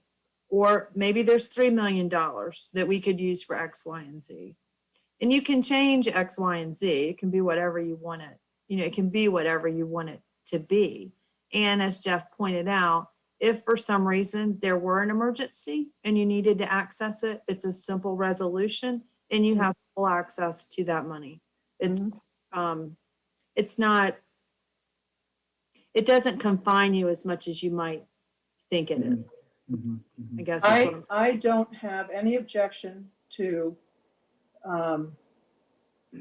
a number being produced based on our end of year budget calculations. Okay. But I do think that council should think with their own heads every year. I think it is absolutely wrong to just automatically consign this. I think that's not doing our jobs. I think we should look at it just like we look at everything else. We might have to vote on it. Why would we take our eye off the ball on this one particular thing? It does not make any sense to me, and I I won't go along with it. We got to I'm perfectly, I don't have a problem with putting money or committing it to capital within the general fund balance. I don't have a problem with that, et cetera. I don't have a problem with figuring out what's a good calculation and what makes sense. And these numbers don't seem not to make sense. But I do have a problem with us not doing our jobs every year, not looking at it, not thinking it through. I don't see a reason not to do it. I don't think it's hard. I don't think it's incrementally harder. I don't know. Is this something, why would we want to make this automatic? Is that just to make it predictable and easy and you don't have to bother asking about it? Sufficient to me that you read this as a stumbling block and an obstacle. To me, it's just a checkpoint. When they're going through the budget, they're going to find out we're here and there, and like it's going to show in a couple of pages where we are relative to this goal. And as we adopt the budget every year. Yeah, we adopt the budget, so we're approving it. You know, so I mean. This is ridiculous. Yeah. I think that there's a boogeyman here that isn't there, you know, that you created. There's no boogeyman here. Yeah, I think that we clearly, in some year, we might want to go 38%, you know, well, but we've got whatever latitude we need. I think I see a policy addition being added here in red ink. Well, it's a proposal. I don't like it. It's a proposal trying to address Jane's concern. You could have a policy to say each year the council will consider a resolution to commit fund balance in excess of. No, we approved the budget already, Natalie. Mm-hmm. So it's already being approved. So I think this is adding a layer that is unneeded. Not needed. We've lived without it. I don't see And the why we reason would do I'm it. for it is we've never had a capital fund and we need it. And now this is like having a capital fund, but you could claw it back if you needed it. It's kind of. It's not money So outside. what you're saying, Kevin, is that we don't need to have this new policy language at all because it can be added into the budget proposal, folded in there so that each year we will consider it. It is as in the part of the budget. It already is in the budget. Yeah, We this is don't need it to be part of a new policy. Yeah, I think this is you a do, Jane. calculation at year end. Let me just clarify. Yeah. Just clarify. Look, can I, so this is some potential wording changes. We can come back to that. Can I run through some numbers Can we- real quick, just to, can we- it might help? Hold Yes, on. let's do that. Let's take a look at that. Can we hear from Lydia? I think what you're proposing is reasonable. And Natalie, you know, a few steps back, you said at the end of the year, we will either do what you're proposing in terms of looking at the 15% and everything else, put it in a capital account. And I think that's not there frozen forever. And I think it's a reasonable process. It sets it aside on the balance sheet. And I don't know why we need to have staff do any extra whatever when this policy will accomplish what it is we're trying to accomplish. Exactly. Thank you. All right, So, so there, On it this sounds point, like, then we have Kevin, Lydia, and Judy who would prefer to leave the language as drafted. Well, it's That's staff's correct. recommendation, right? Yeah, I mean, Yeah, I want to support the staff on this. and I And, you think, know, Natalie and Brooke have been doing this for a long time, and I'm sure, Natalie, you guys have talked about this for a while, and after all your deliberations, this is what you recommend. Mhm. And Yeah. I'm weirdly excited about it, which is weird. The county. Kevin, I am so glad that I think it's could, that kind of we could. weird. I think I'm I'm so- a geek. I didn't know I was a geek. I'm a geek. I'm so glad that we can weirdly excite you Yeah. John, can we With hear these- from you? with these finance moves. To Jeff's point, or the point I was asking earlier, where is it that there's a check and balance at the council level then in this recommendation without the potential of the red ink edition that's on the screen now? Let's ask Brooke for input here. Brooke, Yeah. in what venues would the council see where we are every year? Sure. As part of Well, our, To see it, but also to approve or not, Well, commit transferring but the John, funds. if you see it, you have the opportunity to direct Change it. us to draft a resolution to change something. All right, That is the check and balance.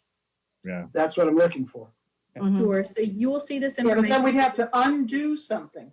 I really feel that this is the I don't wrong way to think- go about I it. don't think you're ever gonna wanna undo it, but I just, because I it's think completely what harmless. we're doing Yeah. is securing the village of Pinehurst for the future. Did Well, Brooke have a especially comment? if we don't have an opportunity to look at it, especially if it's just goes over our heads and nobody talks. Okay. I mean, you know, I am adamant we ask- about this. Can we ask Brooke to answer Yeah. that question?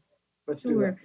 Sure. So you will see this information provided to you at year end. So at the audit time when the CAFR is presented, that'll be the final number, but you will see that. You may recall I come to you with the fourth quarter financial statements before the audit is complete, and you see those unaudited financial statements that are presented to you. At that time, I would have the numbers solidified well enough that I could provide this calculation to you at that point. So you would know that number. There is one unique timing thing that I want to at least mention. In order to commit the funds as of the end of the year, the decision has to be made before year end. That's what I So it wondered. does have to occur before June 30th. So that's why the standard calculation would assist us. So the decision has to be made, but the calculation can occur after year end. So of course, at June 30th, on that day, I don't know what total expenditures are going to be because we're still, we have to accrue all those expenditures at the end of the year and post them to the correct period. So I wouldn't know on June 30th. So you would make that decision if you wanted to commit those funds before June 30th with some kind of calculation to be made at audit. That being said, if in that next year, in the next budget year, if you choose to make a change, you certainly can. You can approve a resolution to move those funds if you wanted to. Or upon seeing the audit results. Well, can I ask a question? Well, the to problem make sure I'm- here is timing. Just a second. The problem here is timing, and I wanted to ask that question. Brooks touched on it. We have to do the budget for a new fiscal year by June 30, but we don't have the CAFR with the year-end results on which this balance will be calculated until September or so. Right. So how is it that that calculation is going to be made? It's going to have to be underestimated potentially because we don't really know the end result. The resolution, Yes. the resolution would refer to the calculation. Mhm. Mhm. Well, wait a minute. We Okay. do know, So- unless I'm not an accountant, but we know we have a 40% fund balance, right? Yeah. We'll know we're in that territory. Brooke, am I correct? We're looking we're talking about two different points in time as well. We need to make sure that we're I know, but I'm just trying to those understand. separately. I So in think John's budget time- question is a legitimate one. When we're budgeting, what do we know? We know we have a approximate 40% fund balance. Would you agree with that? Well, we know that. It's just. We would what is expect the it to be excess? probably higher than that, but And so it'd probably be, the likelihood, because the 15% would drive it higher than 40%. So for us to not be able to budget, knowing that we're gonna have 40% or higher in fund balance seems like, that's not true. We'll be able to budget. Let me We know ask that. this a different way. Yeah, If there are dollars that are unassigned, are within the general fund balance, are we prevented from spending them on capital projects? No. All right, then forget it. Okay, so let me look at some numbers. Let me move to some numbers. So this is the calculation. This is kind of the steps that I use to try to just to walk you through how it would be calculated each year. Bunch of numbers here. So I'm gonna kind of skip through that. We don't need to go through the exact specifics of the calculation, but in a nutshell, you say, I'll just run through 20. So in 2020, this most recent year, audit year, we got these audit results this past November, right? We had total fund balance of 11 million. Our total expenditures were 17.5 million. You can see very consistent expenditure levels here over the last 3 years. But look at how our unassigned fund balance has gone from 4 million to 7, even with those expenditures at the same consistent level. So that means we're having some good revenue. Yeah, but we got $1 million back from the library. Right, this is $1 million of library, but even take the $1 million of library out, we've gone from 4 to 5 to 6 into, in a period of 2 years, right? So then you calculate what's the fund balance in excess of 40% of this expenditure number, right? So the fund balance in excess is $4.1 million. But we have to keep 2.6 million unassigned, okay? According to the policy. Then you figure out what amount of unassigned is available to commit. And as long as A is less than or equal B, then you would assign A. Otherwise, you would assign only enough to get you up to that minimum, to keep you at that minimum 15%. So we ran some numbers, and I think, Brooke, this might be helpful for you to explain to council everything that's above here and everything that's right here is required by law to be assigned or committed. And then everything else sits in unassigned. So all you're doing is moving money from this unassigned line to this committed for future capital line. Also in your fund balance, but you can see that these statutory requirements can fluctuate significantly year, depending on if you have a PO outstanding for an $800,000 fire truck.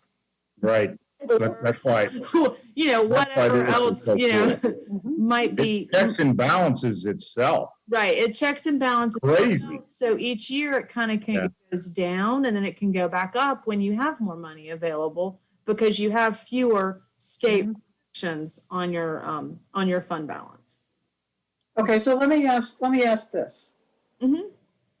Okay, so we're going along the last few years, and we're spending about the same amount of money every year, but our unassigned fund balance is going up a little bit every year. Now, we've got some personnel that we're thinking that we might have to hire. And if we have enough revenue coming in that we aren't spending it all on current operating expenses, then we could hire somebody new that we needed, such as the transportation planner or somebody like that, or a librarian or whatever it is, without raising taxes. But if we skim off all of the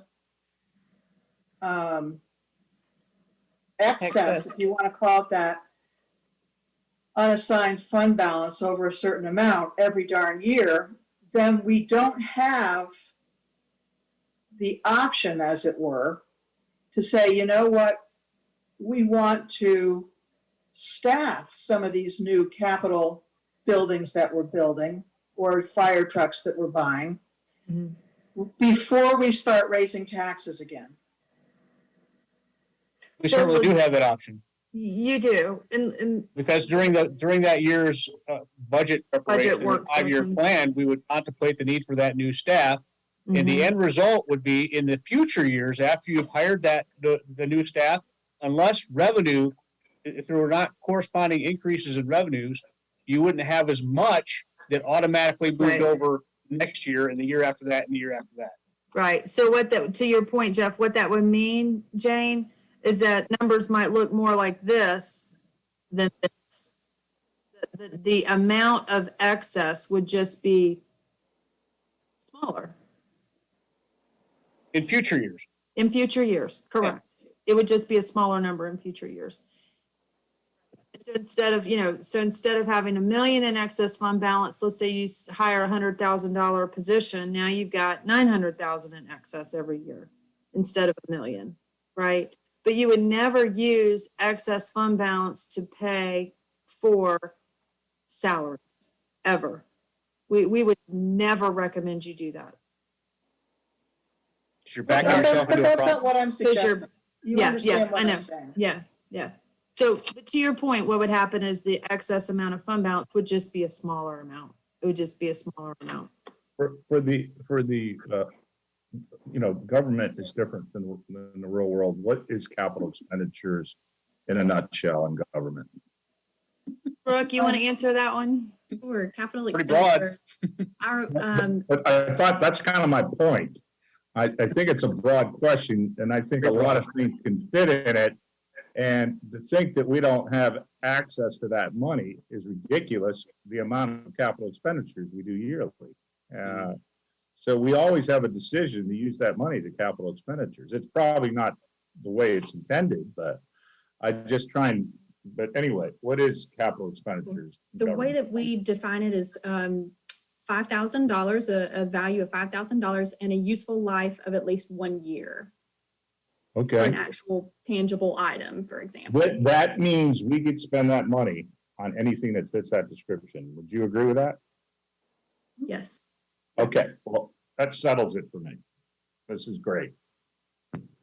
That seems like a low threshold, but I mean, because it's a low threshold, it's a broader threshold that can fall within capital.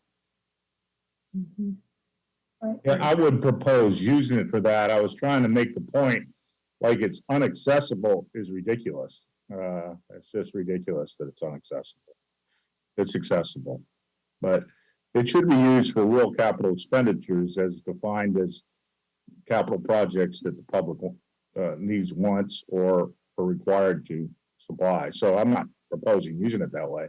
I What you're just thought making, it- Kevin, is Yeah. that in a bind, you could, In a bind, you could. and in Yeah. fact, in a bind, you could use it for anything if you just pass a resolution. Yeah, that's a Mhm. resolution. So there's Operating. actually, Yeah. this is just, all it is going in two different, I got two banking accounts, got one account, another account. I'm Yeah. very happy. I think the long-term implications for future councils are probably more important than anything it'll do for us. I'm just trying to make sure that we're not binding future councils to do things that don't make sense in situations where something unexpected comes up, as Jane is Oh, describing. we get past the But it resolution doesn't and take appear it. to be, doesn't appear to be that result. And if I hear Mr. Sanborn telling me that as well as the staff, I think I'm comfortable with the policy. Does anybody else have a question about the policy? I think we need to finish a couple of these slides here, though, don't we, Brooke and Natalie? Yeah, so, slide 12 here is just kind of the process, and this is, again, we'll still need to, we can talk about this a little bit more, but you would adopt a resolution indicating your desire to commit fund balance. That amount we would calculate, we would commit that. Again, it can be general or specific. And then, whenever you're ready to use it, we just say, let's use that money for this capital need. And Brooke, I don't know if you have anything else that you kind of want to add to that. And then just finally, if there is consensus that you're okay with the language that we presented, and I know Jane is not supportive of it, but I think I'm hearing 4 of you are. We could bring a resolution to you on the 9th. Can I ask a question? Yes, sir. With regard to when we use it, I'm assuming when we adopt a budget, then if we would be reporting to council what, if anything, is being spent, would be spent out of this capital fund in that budget. Correct. That Right. would be mine and Brooke's recommendation. Mhm. Yeah. Yes, and that is the piece that is, that I would like to iron out and get some school of government guidance and some other municipalities who do similar things to know exactly logistically how they do this to make sure it's recorded appropriately. Mhm. Our first thought, and again, Brooke's going to do some checking up just to be sure, but our first thought is you might could in your budget ordinance each year, just add one more section that says in this budget, we're using $1 million of capital for this project from our Committed fund balance. And that would be enough Perfect. documentation for the auditors to say, yes, you used it for capital. They can go find that expenditure when we spend it, and then, we're good to go. That's what we're thinking, but again, Brooke's gonna just do a little bit of check Fantastic. to be This is sure. exciting. I think So in fact, the resolution that you circulated to is really not ready. I'm not proposing we would vote on it tonight anyway, but it's, that resolution may change a little bit anyway, based on Brooks' further research. I don't think the Not materially. resolution would need to change any. I think, It might be helpful to just put that in the policy that but it might, yeah. It could, expenditures would be reported in the budget and maybe in other means as well. I don't. Yeah. Through execution through the year, maybe there's a helpful way to inform the public or the public and the council when we've actually expended those dollars. yeah. Now, Okay. can we look at slide 12 here? This is your kind of overall process summary, which Uh-huh. we haven't really gotten to yet. Correct.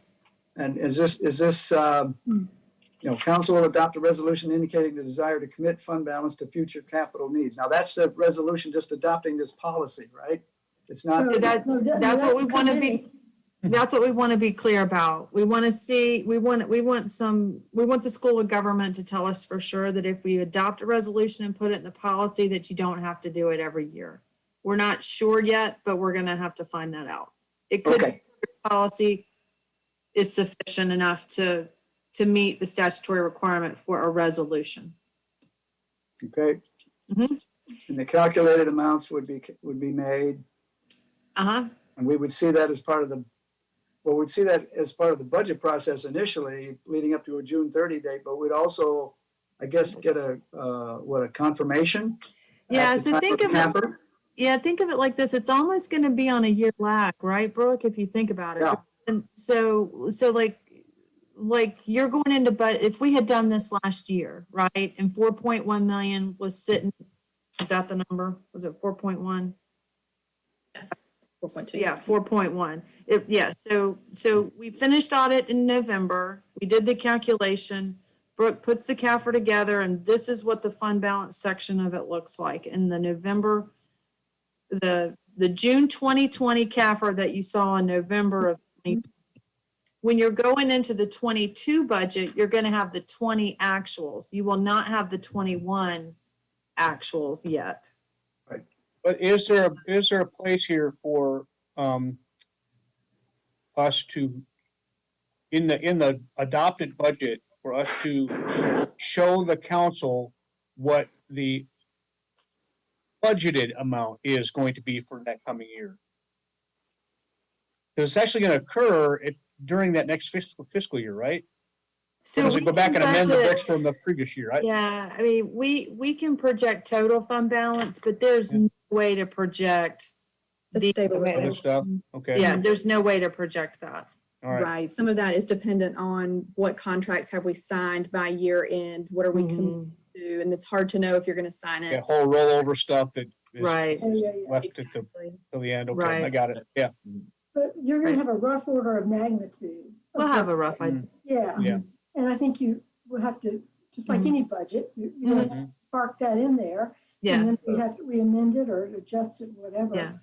I mean, we could do an estimate and say it's about 2 million, you know? Yeah, Mhm. exactly. We think. Planning We think. purposes. Yeah. We might be around that number, right? Right. And what's so cool about this policy is you got a 30% minimum fund balance, but you're really only taking it 40, so that you got a 10% gap.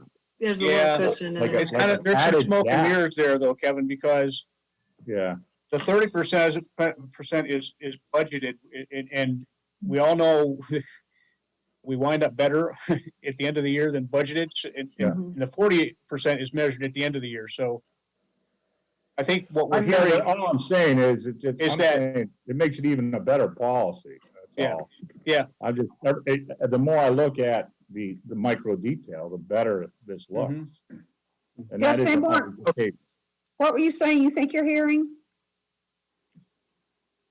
Jeff Sanborn, you said, I think what I'm hearing is. I'm not sure what I said.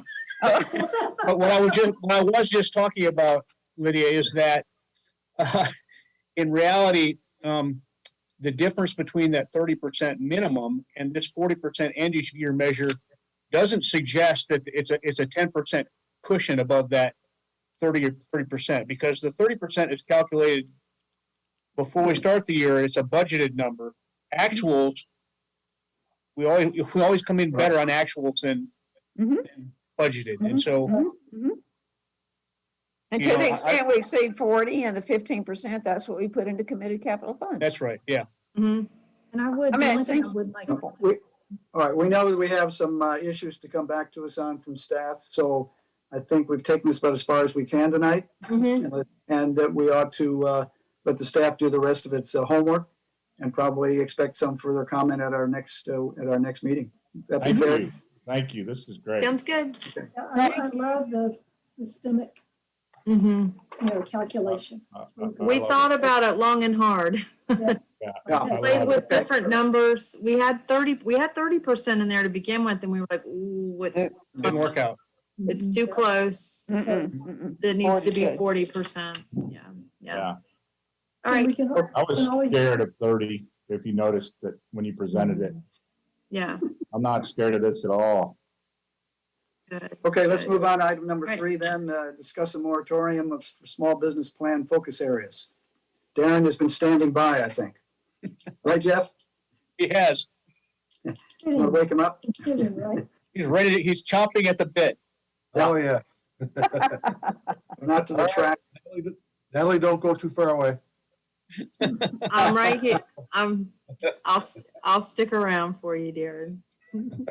All right, so this is an ongoing discussion that we're kind of carrying over from January 12th on the proposed moratorium. We've made some, as you can see, and we explained in the memo, we've made some adjustments with respect to the proposed moratorium. I'm just going to go over those on my screen here if I can find it. There we go. And so here's the proposed moratorium ordinance. We didn't really need to make any adjustments to the main body of it, the whereases and all that. Really where we propose some changes from before are relative to the exclusions.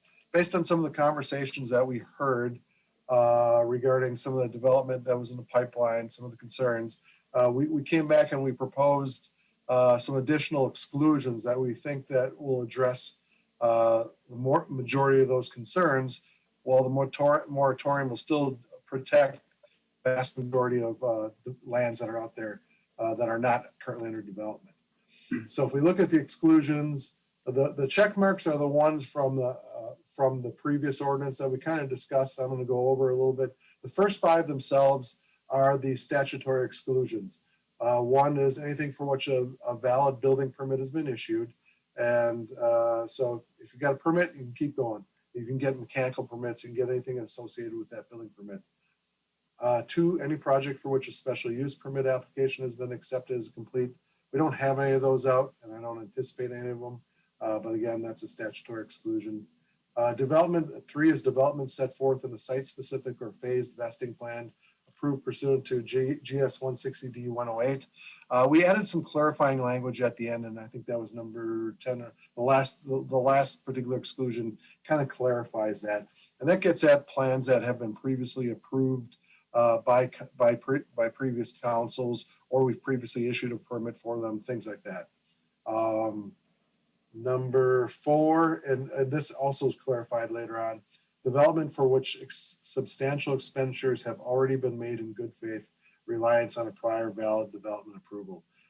Those are getting at those things that are kind of in the pipeline right now, or again, have been previously approved, where significant amounts of dollars have been spent based on an expectation of a development approval.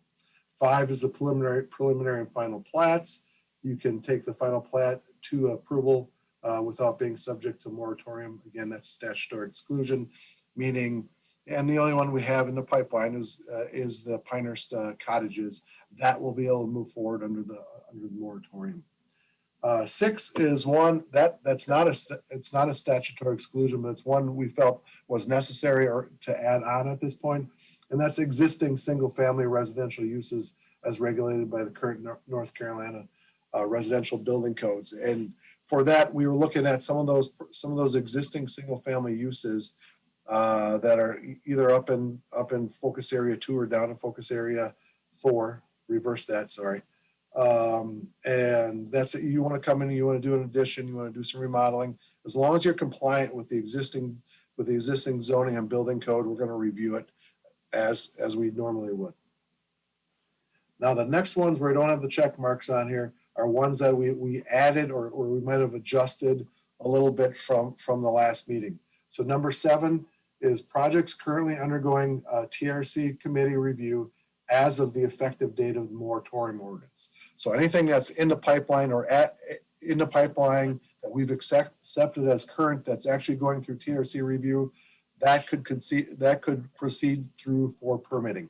As of this point right now, I think we only have 3 or 4 projects in the queue, and I can share those in a little bit, that are undergoing minor site plan review. 3 of those, I believe 2 or 3 of those are in Trotter Hills, and 1 is for a project on Highway 5.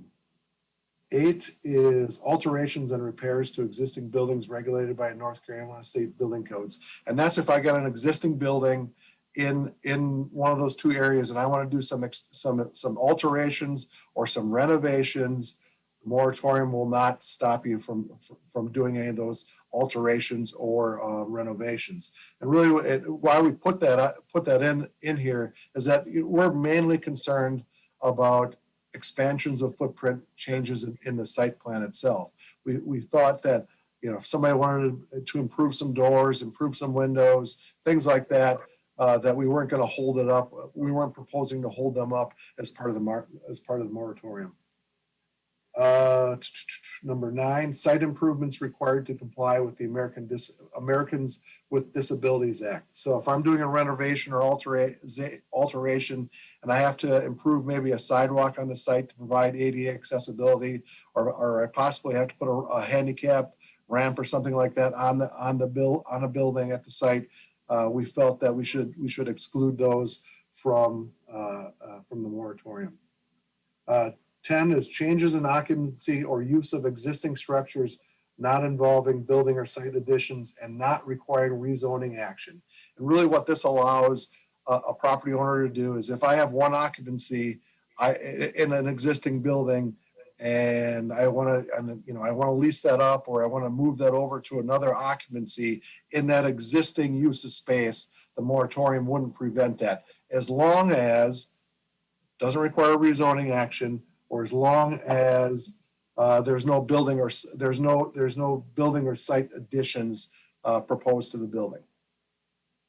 And then 11 is development in an improved subdivision in which substantial infrastructure expenditures have been incurred, including roadway, water, and sewer infrastructure, regardless of whether individual parcel owners within the subdivision have submitted a complete application for development approval. And that is kind of clarifying number 4, development for which substantial expenditures have already been made in good faith reliance on a prior development approval. So with that one, we were kind of had Trotter Hills in mind in that one. I think that's about the only one that we can think of that's out there with that particular status. So those are the particular exclusions that we're proposing at this time. If you want to break to talk about those now, or do you want me to move on to anything else? I could give you a little background. What we've done in the meantime since the last meeting, we have sent a notification to the pilot for publication. So the first public hearing will appear in the pilot tomorrow, and then the second public hearing will be on February 3rd. We know that the information, the proposed moratorium is out there because we are getting some phone calls. Alex and I sat down with a party down in Pinehurst South to discuss a particular project that had been in the works for a while. And if and when the moratorium would be adopted, they potentially would be impacted by the moratorium. So we talked to them about that a little bit. I've also been working on a FAQ regarding the moratorium, kind of what the background is of the moratorium and some of the, the do's and what you can do and you can't do under the proposed moratorium. So that I'm working on. We'll end up getting that published on the website and send that out hopefully next week, but I'm working on that right now. I think that's really about it. That's really about what I have for right now for you. Hey, Darren. Darren, I'm sorry, Jeff, were you speaking or? I was just going to offer Darren the point to clarify something, opportunity to clarify something. Darren, that last exclusion, if I recall correctly, that was based on Mike Newman's interpretation of the implications of the fourth listed exclusion. Yes. Yep, you're correct. That is. Mike and I called, yeah, it was based on development for which substantial expenditures have already been made in good faith reliance on prior development approval. And Mike and I, we sat down, talked about the situation down in specifically involving Trotter Hills. And we kind of wrote that to clarify that what happened with Trotter Hills was a previous valid development approval, so it wouldn't be impacted by the moratorium. My question was related to that. Why wouldn't you just include number 11 and number 4? You joined the two of them in your discussion a minute ago. Why wouldn't you just put them all into one? Because because 4 is actually the statutory language from the general statutes. So we wanted to keep the general statutes separate from an exclusion that we proposed at the local level. Why wouldn't the general statute apply? Why wouldn't number 4 or others of the statutes apply? Why do we have to make them up? It does still apply, John. The problem is that interpreting what that language actually means is the challenge. And we thought it would be helpful for us to put a little sharper language in there that would clarify at least one potential interpretation of what that language means. Mm-hmm. I mean, my initial reaction here is that this is an awful lot of exclusions. Yeah, that's my question. We've got so many exclusions. What's left? Well, what's left is generally the vast majority of both those areas are prohibited from moving forward with new footprint, new building additions, parking lot additions, anything that would basically increase the footprint is going to be paused during the moratorium, so we can develop the plans and ordinances. It's really the exclusions are really relating to I would say a very small amount of property between the two areas. I mean, you look at Village Place, you've got the Arboretum site, that was part of a site approval, and you got the Tradition site. Those are the only two developments that I can currently think of. Down in Pinehurst South, you've got, the subdivision with Trotter Hills. We've got one development proposal for a commercial development along NC5, just south of the old ABC store. You've got the Pinehurst South cottages, but the vast majority of that vacant and undeveloped land is going to be covered by the moratorium. Okay, that's what I wanted to hear. Thanks. You're fairly certain that the way we've worded these exclusions, the ones that we put together ourselves, are not done so broadly, or maybe the better word is precisely, that we're allowing some things to slip through the cracks here. Someone to claim that they have an exception because, according to number 5 or 6 or 11 or whatever, that they qualify. There's not some of that going on.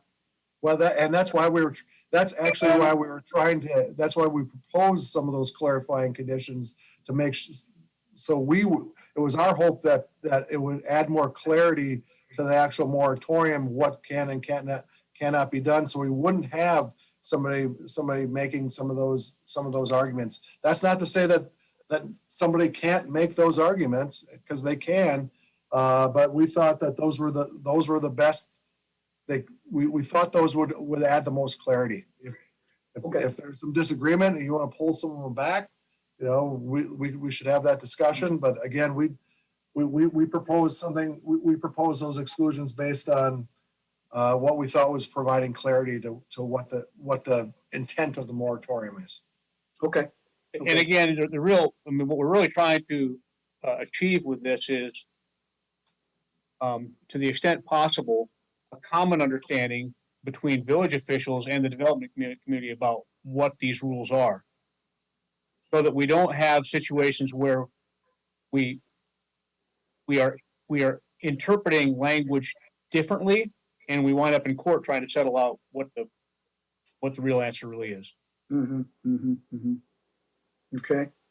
Hey, Darren, the notice in the pilot, how specific does it have to be? Because here we're discussing some of the exclusions, and I just want to make sure the notice is sufficient and we're not held responsible for not telling them what the conditions of the exceptions are going to be. I don't want this to be a moving target and then find out that the notice was defective. Well, we didn't publish the actual, we haven't published the actual ordinance. We published the fact that that there was a public hearing and On a moratorium. on a moratorium in the two areas. We published the maps, so the maps are being published. And I think we provided we provided some information back to who you would contact regarding the moratorium itself. When you actually issue a legal notice saying we're going to propose a moratorium, that gets everybody's attention because everybody generally understands a moratorium is going to stop some form of development. I think we said it's going to be a real estate. We might have said real estate moratorium. So I think we were pretty specific in the ad that any property owners in there is going to be potentially affected by this. Okay. The ordinance itself that we propose is going to add some clarity to it. I think the reason why, something we don't publish the actual ordinance is we wanted to have this discussion with you before, we wouldn't want to publish those exclusions and then not have some broad support at the council level. There's no requirement for us to publish, word for word what you're going to adopt 2 weeks from now. You just think about it. The whole purpose for public hearing is to hear the public. Yeah. You might change the draft based on what you hear from the public that night. Right. So we wouldn't have to start a clock again for another public hearing 2 weeks later. Yeah, And that makes sense. Yeah. And if you see what I have up, you probably don't see this now, do you? There's- Yeah, we do. Okay, so this is the ad. So this is the ad that got placed in the paper with the exhibits. So you see the two. It's got the two exhibits in there. It talks about, here's the purpose of the hearing is to hear public comments on the proposed moratorium on real estate development activities in these two areas. Okay. So while we didn't get into all the specifics, we did say it was a proposed moratorium on real estate development activities. If I'm reading that, I want to, and I have an interest on there. The word real estate development moratorium is going to get my attention, and it has. It's gotten some attention already. There's your notice. Well, Darren, there are a number of other exhibits and drafts and things here. Do you want to speak to those at all? Or I think we're at the point of, we understand this. I don't know that council has any more questions. If so, we'll do it right now. But otherwise, you want to move along with bringing this back to us and getting the notices posted. Yes, I mean, that's really, is there anything else you think we need to do? Any other information that you'd like? I think this is great. Thank you for doing it all. Oh, you're I welcome. think it's very Darren, thorough and to clarify, the public hearing is on the 9th of February, That is and correct. it doesn't go to planning and zoning before it comes to council. No, it does not. This moratorium does not go to planning and zoning. And because this is a Zoom meeting, you can't take action on it on the 9th. You would have to take it. You'd have to wait 24 hours before you can take action. Okay.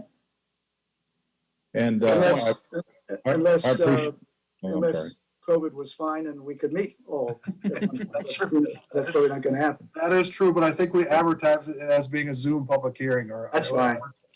Jeff, I liked the way you said it. We want to communicate to the developers as clearly as possible. I just think we need to make sure we're not only doing the statutory requirements, we're communicating to developers properly. So, I think our communication with them, and it's not necessarily a bad thing. It's just that we're trying to do what probably wasn't done. And when Diamond Head develop, they didn't do it, any of this. So we're just making up for, I mean, I think that's my explanation when people ask me. I mean, this wasn't done. So we're doing it. I mean, it was never done. Right. Kevin, you know, in that regard, we did sit down with the home builders. The Home Builders Association is proposing a new office Yeah. down just off of Parker Lane.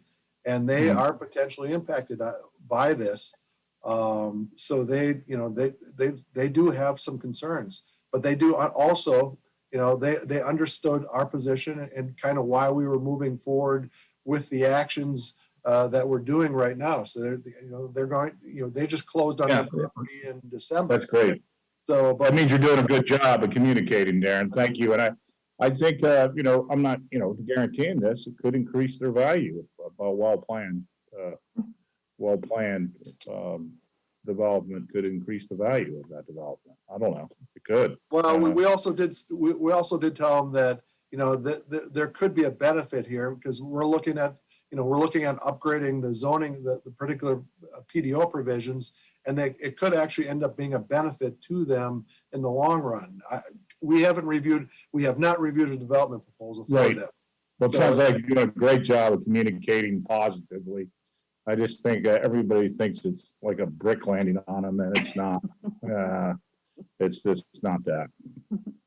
And I've been trying to get the people I talk to understand that, and I think I've accomplished that. I've done it in my own way. But Well, Kevin, the idea is not to thwart development nor to discourage it. The idea is to pave the way for development that is in accordance with the new visions established under the 2019 Comprehensive Plan, which will complement the historic and established neighborhoods in the village in an environment where both new and old can thrive. well, I worded it a little differently, and I think I might have had some four-letter words in there. So I worded a little differently than your eloquence there. But I think we need some music. But I think what we're doing is right, and I think it will help them in the long run. Jane, that Okay. was very eloquent, Thank Yeah, you. very well said. You wrote that down for us, right? yeah. I did, if you'd like. Yeah. How you read it? Email it to Darren. I will. The ordinance, sure. I see a cross-stitch. I just want us to look at this both ways. Just go I think Karen's doing a great job of that. I appreciate that. Okay, I think that concludes that particular discussion. It looks like Natalie just checked out. I'm seeing a photograph of Natalie, I think. I'm Oh, you're still back. here. Oh, you don't Yeah, have. that's not right. We need to let her go. No, Yeah. no. I am going to check out for the next item. I'm going to let you guys handle that one. Very good, very good. Take All care of right. yourself. All right. Thank you. Thanks, Natalie. The other item on the agenda, item number 4, is this memorandum I put together with respect to working with the Planning and Zoning Board. And I thought it'd be helpful if I wrote down a few thoughts about it. So that's why I wrote this memorandum, which you have. The background of this is that I have felt for some time, and I think I've discussed it with many of you on the council, that especially with the Planning Board and the Historic Preservation Commission, some kind of meeting from time to time would be helpful in having them understand some of the concerns and issues that the council is working on from time to time, but really a two-way street, and to address issues which they may have questions about. So the idea was to have a meeting with the Planning Board sometime in the next a few weeks at a date that can be determined, and that's going to take a little work to do it among all the other meetings we have. But both the chairs of the Planning Board, Cindy Burnett, and I've also talked to Jules about it as chair of the Board of Adjustment, but Eric Van Saltzen on behalf of the HPC, were very agreeable that we should try to have some session like that. So with that in mind, but with the Planning Board being, a little more urgent perhaps, as we've seen tonight in some of our discussions, I've been in touch with Cindy Burnett, and again, she endorsed the idea of getting together. Now, if we're going to meet with them, we need to have some specific thoughts to talk about. And so it seemed that tonight in looking at the points I've made in this memo, that would be some issues we could discuss with them. We would kind of have a plan in our mind of common interests that the council members have to raise with the Planning and Zoning Board and Board of Adjustment. One of the key things, and I think some of you have mentioned this to me over time, that we would like to see and the Planning Board would like to continue with, and I think Darren has some ideas in mind for this, is overall training programs. I remember, and Kevin, you may have been a part of it when you were on the Planning Board, that there's some school of government training programs that they can have access to. And so we want to endorse, I think, the idea that yes, training is very important for them. We hope that through staff, they'll set up those training plans and do it on a regular basis as best they can. So at this point, under the issue of training, I was curious if, is Darren still with us? I'm not sure he is. I hope he is. Yeah. Yes. Are there some particular programs that you have in mind that the Planning and Zoning Board can partake in over the next several months? Well, I mean, there's, Go ahead. there are some school government modules that we do subscribe to a service that members can take advantage of. I'm not sure how often it's been taken advantage of. So we'll have to, I can tell you that every time we onboard somebody, we give them a list of materials of some of these things. So I guess we can circle back to that and talk with maybe the chairs and see what would be the appropriate format on that. What we like to try and do is hold some type of, during a slow time, and we haven't had a lot of slow times, just have some type of topic to discuss. COVID has kind of set us back because we like to be able to be in the same room to talk about this. But one of the last trainings we had was on 160D. So we talked about 160D and some of the changes that were coming out about that. We've had some training on some ethics, things like that. But the other thing that I want to do more of and try and figure out how we can do that is to bring, kind of like speakers in or topics in to talk about various planning, things that are going on. I think we did one last year that was very well received, and Jane actually showed up at that one, and that was the Green Growth Workshop where we had those folks show up, and the information that they impart is really kind of helpful for the broader membership. So I would like to have a little bit more of those specialized trainings to try and get speakers in here to talk about various, whatever's going on, and then try and figure out, and maybe not codify it, but organize it a little bit better so members have the ability to access some of these modules. Now, I will tell you that whenever something's going on, we're generally reaching out to, like we do with you, we generally reach out to the membership if there's a certain issue on a quasi-judicial thing, if it's a special use, if it's a plat. The same conversations that we're having with you on that, we're also having with the Planning and Zoning Board members. So it's not, I think that we're always in the training mode with the Planning and Zoning Board members, because we're always trying to help clarify, any questions that are out there. But I think can we do better? Yeah, we can probably get a little bit more systematic. It's just getting everybody together in one room to talk about, sometimes those modules are boring and they just are. So, they are very good though. They are very good. Yeah. We do make them available, but we don't have, I don't know, maybe we need some type of reward system once you get through it. I don't know. Yeah. I don't know what else to do. But we also have, two of the best training things that we have and we offer to every member are these two books. So it's the blue book, the Introduction to Zoning and Development Regulation, which is very good, and this quasi-judicial handbook. These are two of the key books that we provide to all new members. And my book is tabbed up quite a bit. These are two great training. I did not get the quasi judicial book. I only got the other one. So I got Training. Online.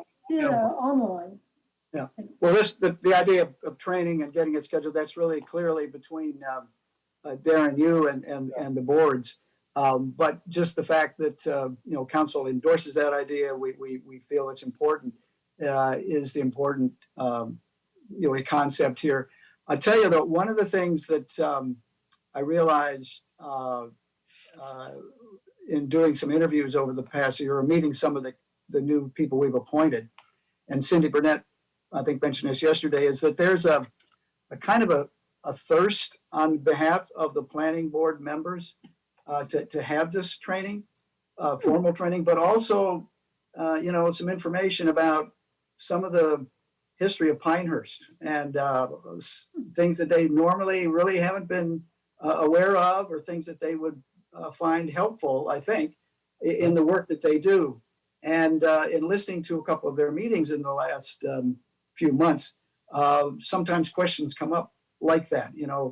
I think we could do a better job, perhaps, of informing them of some of Pinehurst history. I think that Cindy said, for example, she just had gotten a copy of the book that Jack Farrell wrote, as Jack's been talking to her. And she wants to get a copy of that for all the members of the planning board, because it really would be helpful in understanding that. So, things like that are training, as well as the formal classes. 101 for every volunteer. That's right. That's right. So I think that, the training point we've made here is pretty well covered at this point in time. And as the council members may have, though, some other ideas about training or information that would be useful to the planning board, again, part of our relationship with the board is to pass that on to them through Cindy and Darren, and let them try to work on that. Point number 2 gets kind of back, in fact, to some things we were talking about earlier tonight. What can the planning board do in supporting staff in some of these key issues that we've talked about? Focus area 5 might be one of them. Other points of the PDO we've talked about would certainly be on that list, and some ideas have been attached here. And I suggested here something that really probably doesn't work. And Jeff and I think Jeff communicated out yesterday. The idea, and again, it's an idea that the planning board would like to engage in, is setting up some subcommittees to look at some special issues, text amendments to the PDO, other support to the PDO issues that we've all talked about. The problem with that, as Jeff's pointed out, is that if we have a council member involved in that formally, then it becomes more of a public meeting, and you get into having to post meetings, and it gets a little more complicated to do the work. I think there's a way to still have some council involvement or assistance here, and that's just, if there's an issue that a planning board's going to look at, and if a council member wants to go to their meeting and give them a point of view, I think that's okay. Now, some may feel that's too much involvement of the council, but at least it's a way that an orientation or a point of view on a particular issue could be made without having to go through a kind of a subcommittee process in which a council member is involved. Jeff, does that just generally solve maybe some of the concerns you mentioned yesterday? Well, maybe, and I say maybe for this reason. What I was describing yesterday doesn't only pertain to whether when a council member is on an appointed or formed, anything that's officially formed, committee or board, or it's also true for the appointed board members that you have appointed. In fact, we learned this lesson the hard way when we were working on the minimum square footage deal. Yes. We got run to ground, and I mean, we were wrong. I mean, it was. And when you actually read the statutory language, and you reach out to the school of government for their interpretation, it's clear. I mean, anytime you have a committee working on something, and that committee has been either formally or informally formed, if you will, and one or more of those members is a council member or an appointed board member, and you have a quorum of that committee present, you have to follow open meetings law with notices, and I mean, you can just bog yourself down in it, Okay.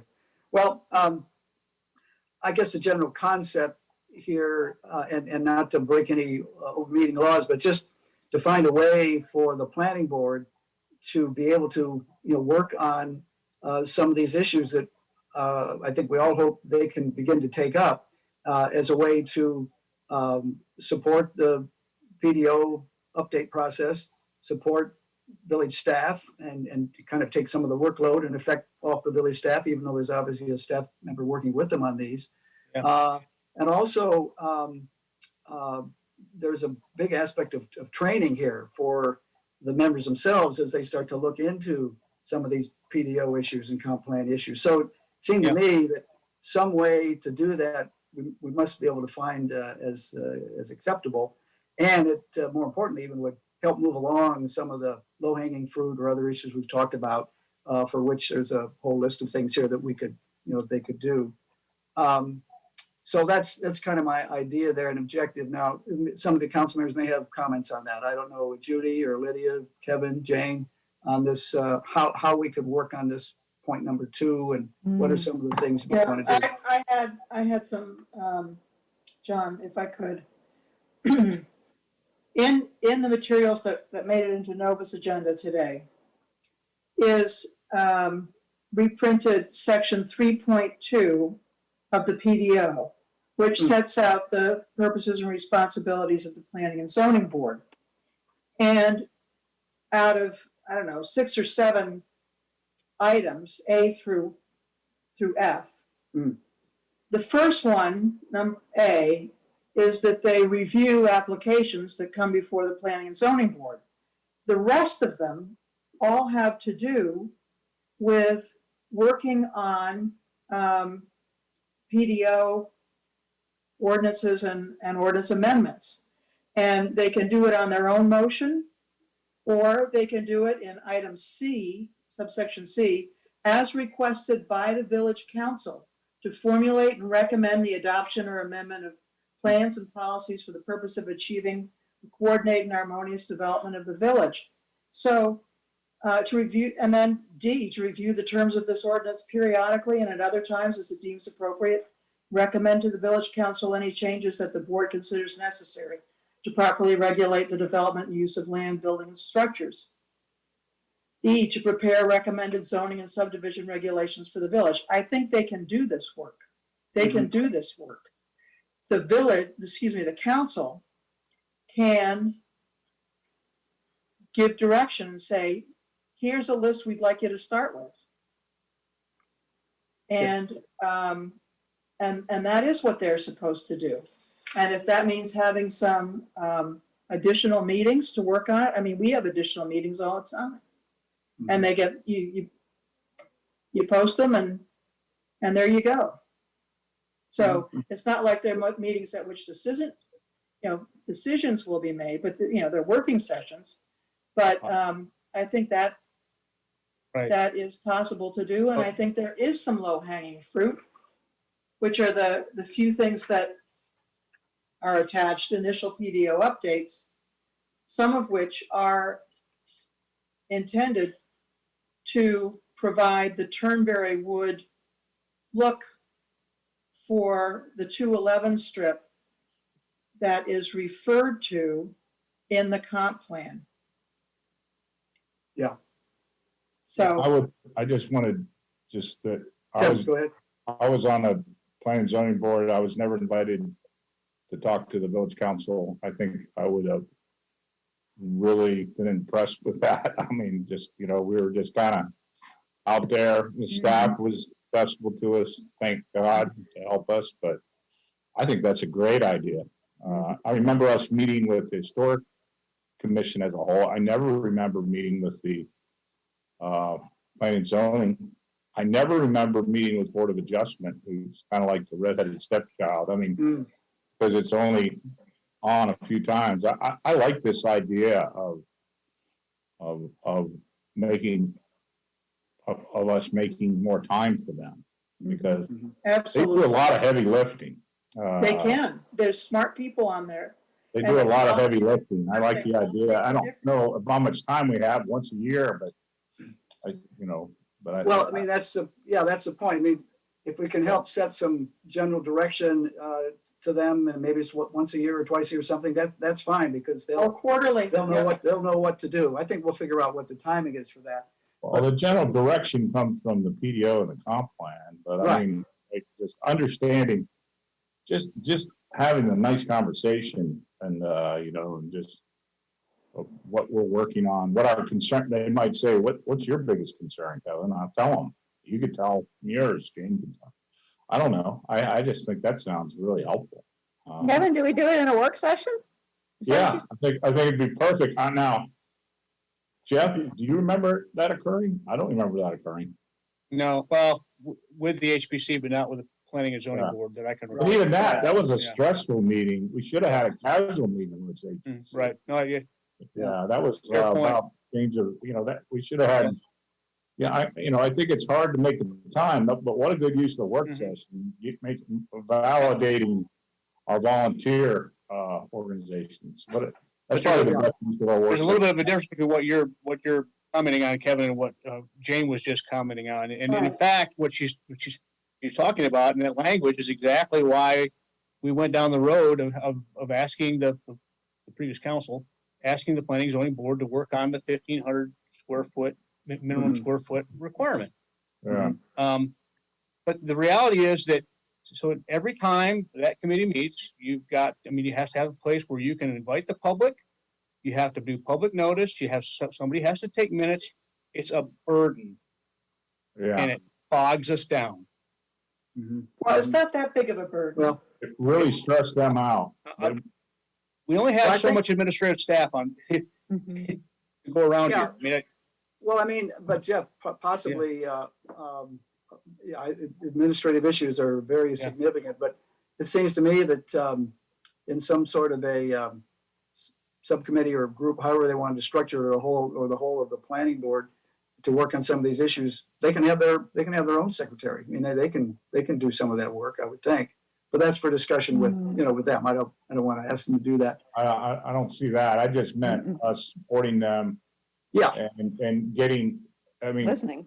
getting they might want to know our thoughts and I'll give them, I'm sure no one's shy here. I'll give them to them, I think, in a more casual work session atmosphere. Yeah.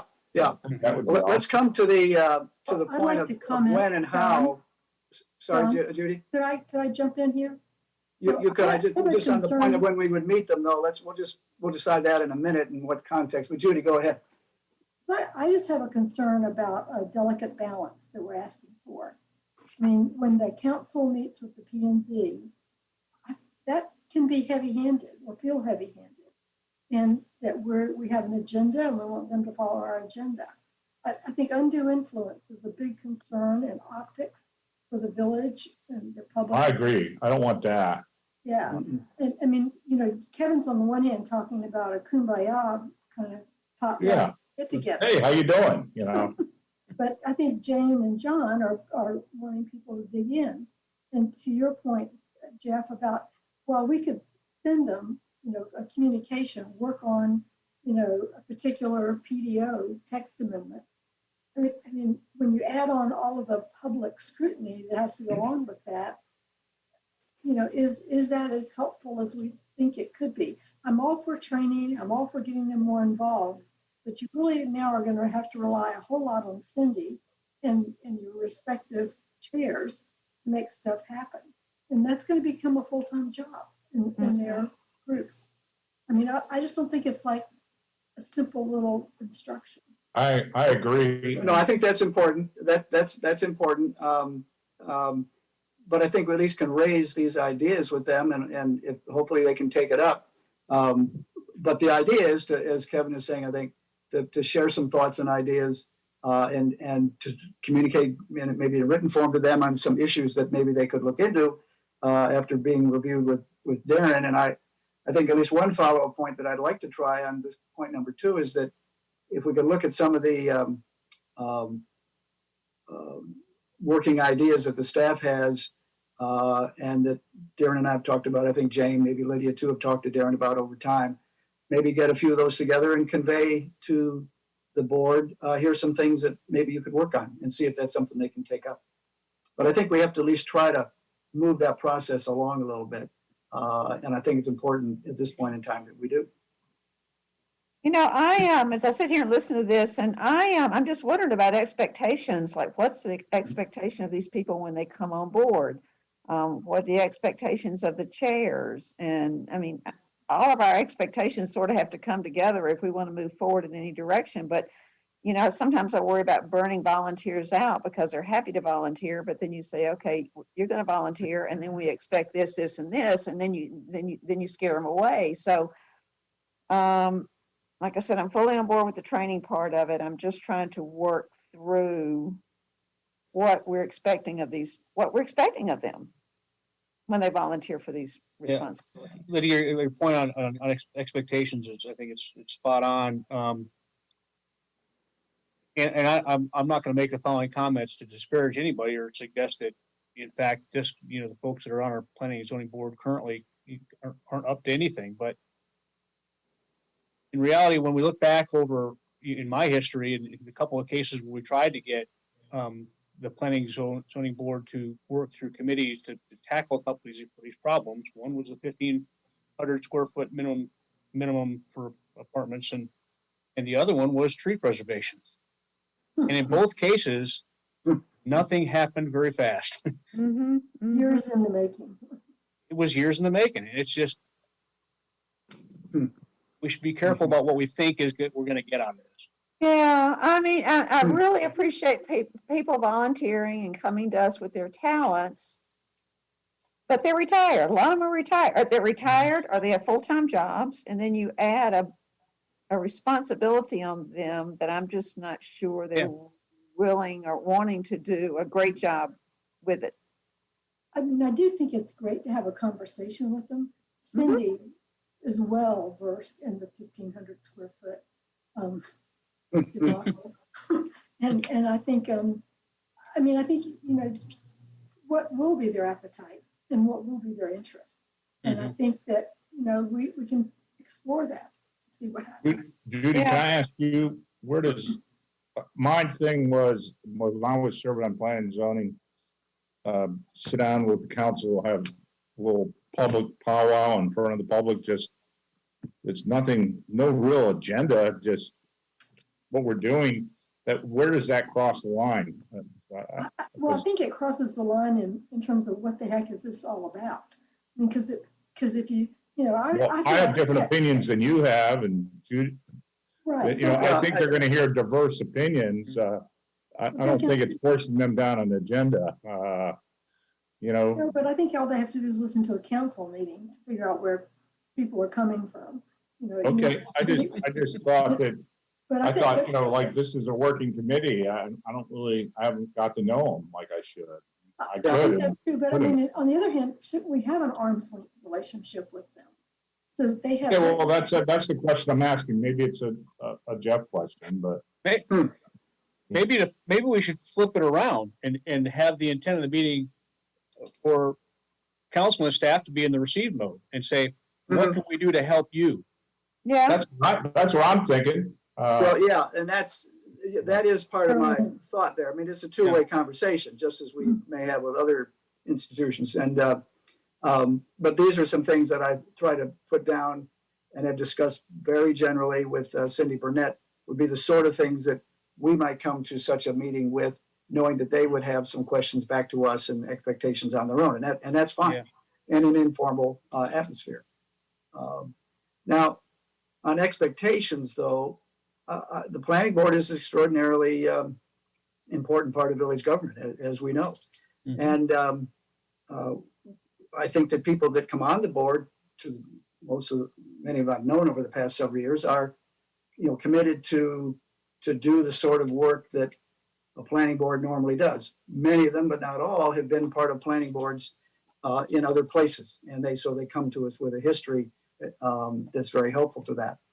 And this kind of leads to my point number 3 here, which is about how our appointments are being made and giving the council a little more time to understand who the candidates are and have a chance to meet them before they're brought to the council meeting for approval. And we've made some adjustments to that process over the last few months by asking that material about the candidates be circulated to council members in advance of a meeting where an appointment's going to take effect. And I think, as I've said in my note here, I think it's time to adopt that as a policy and to set up some guidelines for that. Now, I've laid out some ideas in point number 3 here, how that might happen. And I don't mean to make it overly complicated, and maybe it is at this point. But the idea is that we need to look at folks and find folks who do have the credentials that we think can carry out the work of the planning board. And for the most part, the current board members have that. I think all of them do. And in our files right now, from some material that I think Jeff or maybe Darren put together a few months ago, there are 6 or 7 names right now of individuals who I think are probably well qualified. We haven't interviewed any of them yet. We've made some appointments recently from that earlier pool of names. But I think, Jeff, there's 6 or 7 names in that list that you provided to me a couple of months ago that look like they have good credentials. And the question just is, if they come to an interview process at some point, we'll find that out.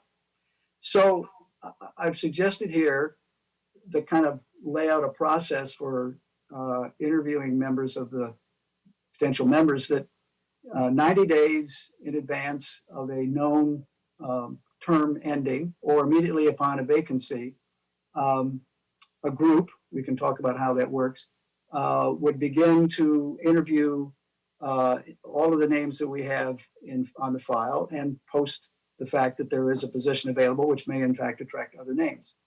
And then 30 days before a council meeting at which such appointment is to be made, the name or names of individuals to be appointed will be circulated to the village council. We will all have a chance to understand the credentials at that point, potentially to even meet the candidates before they came to a council meeting. And another part of that has to do with the Board of Adjustment, but we'll deal with that separately in a minute. But how does that process of helping to be part of the interview process and working with the planning board and the chairs and planning department, how does that appeal to the rest of you? It sounds cumbersome to me at first sight, but I tend to, but I agree with wanting expertise on there. But it just sounded kind of cumbersome. You read the code, the municipal code? There is an issue here with the code, and that's kind of the reason I'm putting this down. The code requires us to do kind of what I'm suggesting to do, and I think it's a matter of getting us in compliance with that, both at the on the planning board, but also with the Board of Adjustment. And the code is attached to this material here that I was looking at. James looked at it before. I think Lydia may have looked at it. I'm not sure. In what way does it require that, John? I believe the code says that the members of the planning board and Board of Adjustment, which we appoint, as you know. Where does it say that? Because I read it. I just want Appointed by the village council. What does it say though? Appointed by the village council. Yeah. And that's all it says. That doesn't mean that they have to be part of the interview. it doesn't mean you're interviewing them. Yeah. No, it doesn't. We're not just a rubber stamp. We're not a rubber Yeah, I'm not arguing. I'm just trying to clarify. I wanted to see what code you read. I didn't read. Yeah. Yeah, no, it says the village council will appoint members of the planning board, Board of Adjustment. And it also says the village council will appoint the primary or members of the planning board, the Board of Adjustment, excuse me. So council is to appoint members of the planning board and the members of the Board of Adjustment. Okay, the 5 primary members. Yeah, that's what we do now. Yeah. So, well, we don't on the one hand. We don't. We Well, don't. it's a matter of interpretation. You can say you Yes, do I and you think can we say you do that don't. now. I mean, We're- because they are, every member of the planning and zoning board is also a member of the Board of Adjustments. As an alternate. Fine. Yeah, right. But I think, John, you're saying you're requesting more involvement in the process of looking at these people. Before we started, we interviewed them, they were presented to us and we didn't know them, and then Correct. that didn't seem to be the right way. I'm not sure if the 90 days, I'm not sure if that's necessary, but I definitely, we need a process, and I don't know, does it need to be formal, where we have a better understanding of who these people are? But also, I would like to see us more widely promote that these positions are open. Mhm. Right. I don't know where the names in our files came from, but I know several probably a lot of people who would qualify for some of these and they never even find out these positions are available. So I don't know how we get to that pool of Jeff, talent. how is the position advertised? Can you, because that is a good question, whether you bring it up. I can Well, speak to that if you want me to. Yeah, it'd be Thank you, great. Beth. It's Beth. Where's Beth? I You forgot you can't were out see me, there. but I'm here. Laura. We typically, for planning and zoning boards, when there's a vacancy, I'll send that out on the clerk's listserv or the sunshine list, as you will. And we will post those as well on the volunteer page on the website. So Yeah, somebody's I'll on tell the you, I don't know phone. what we're doing differently, but for some reason, we've been much more effective And getting, in recruiting folks in the last 2 years or so. Maybe it's Beth, I don't know, but I have noticed that we are getting people coming out of the woodwork that have not been involved in other things previously.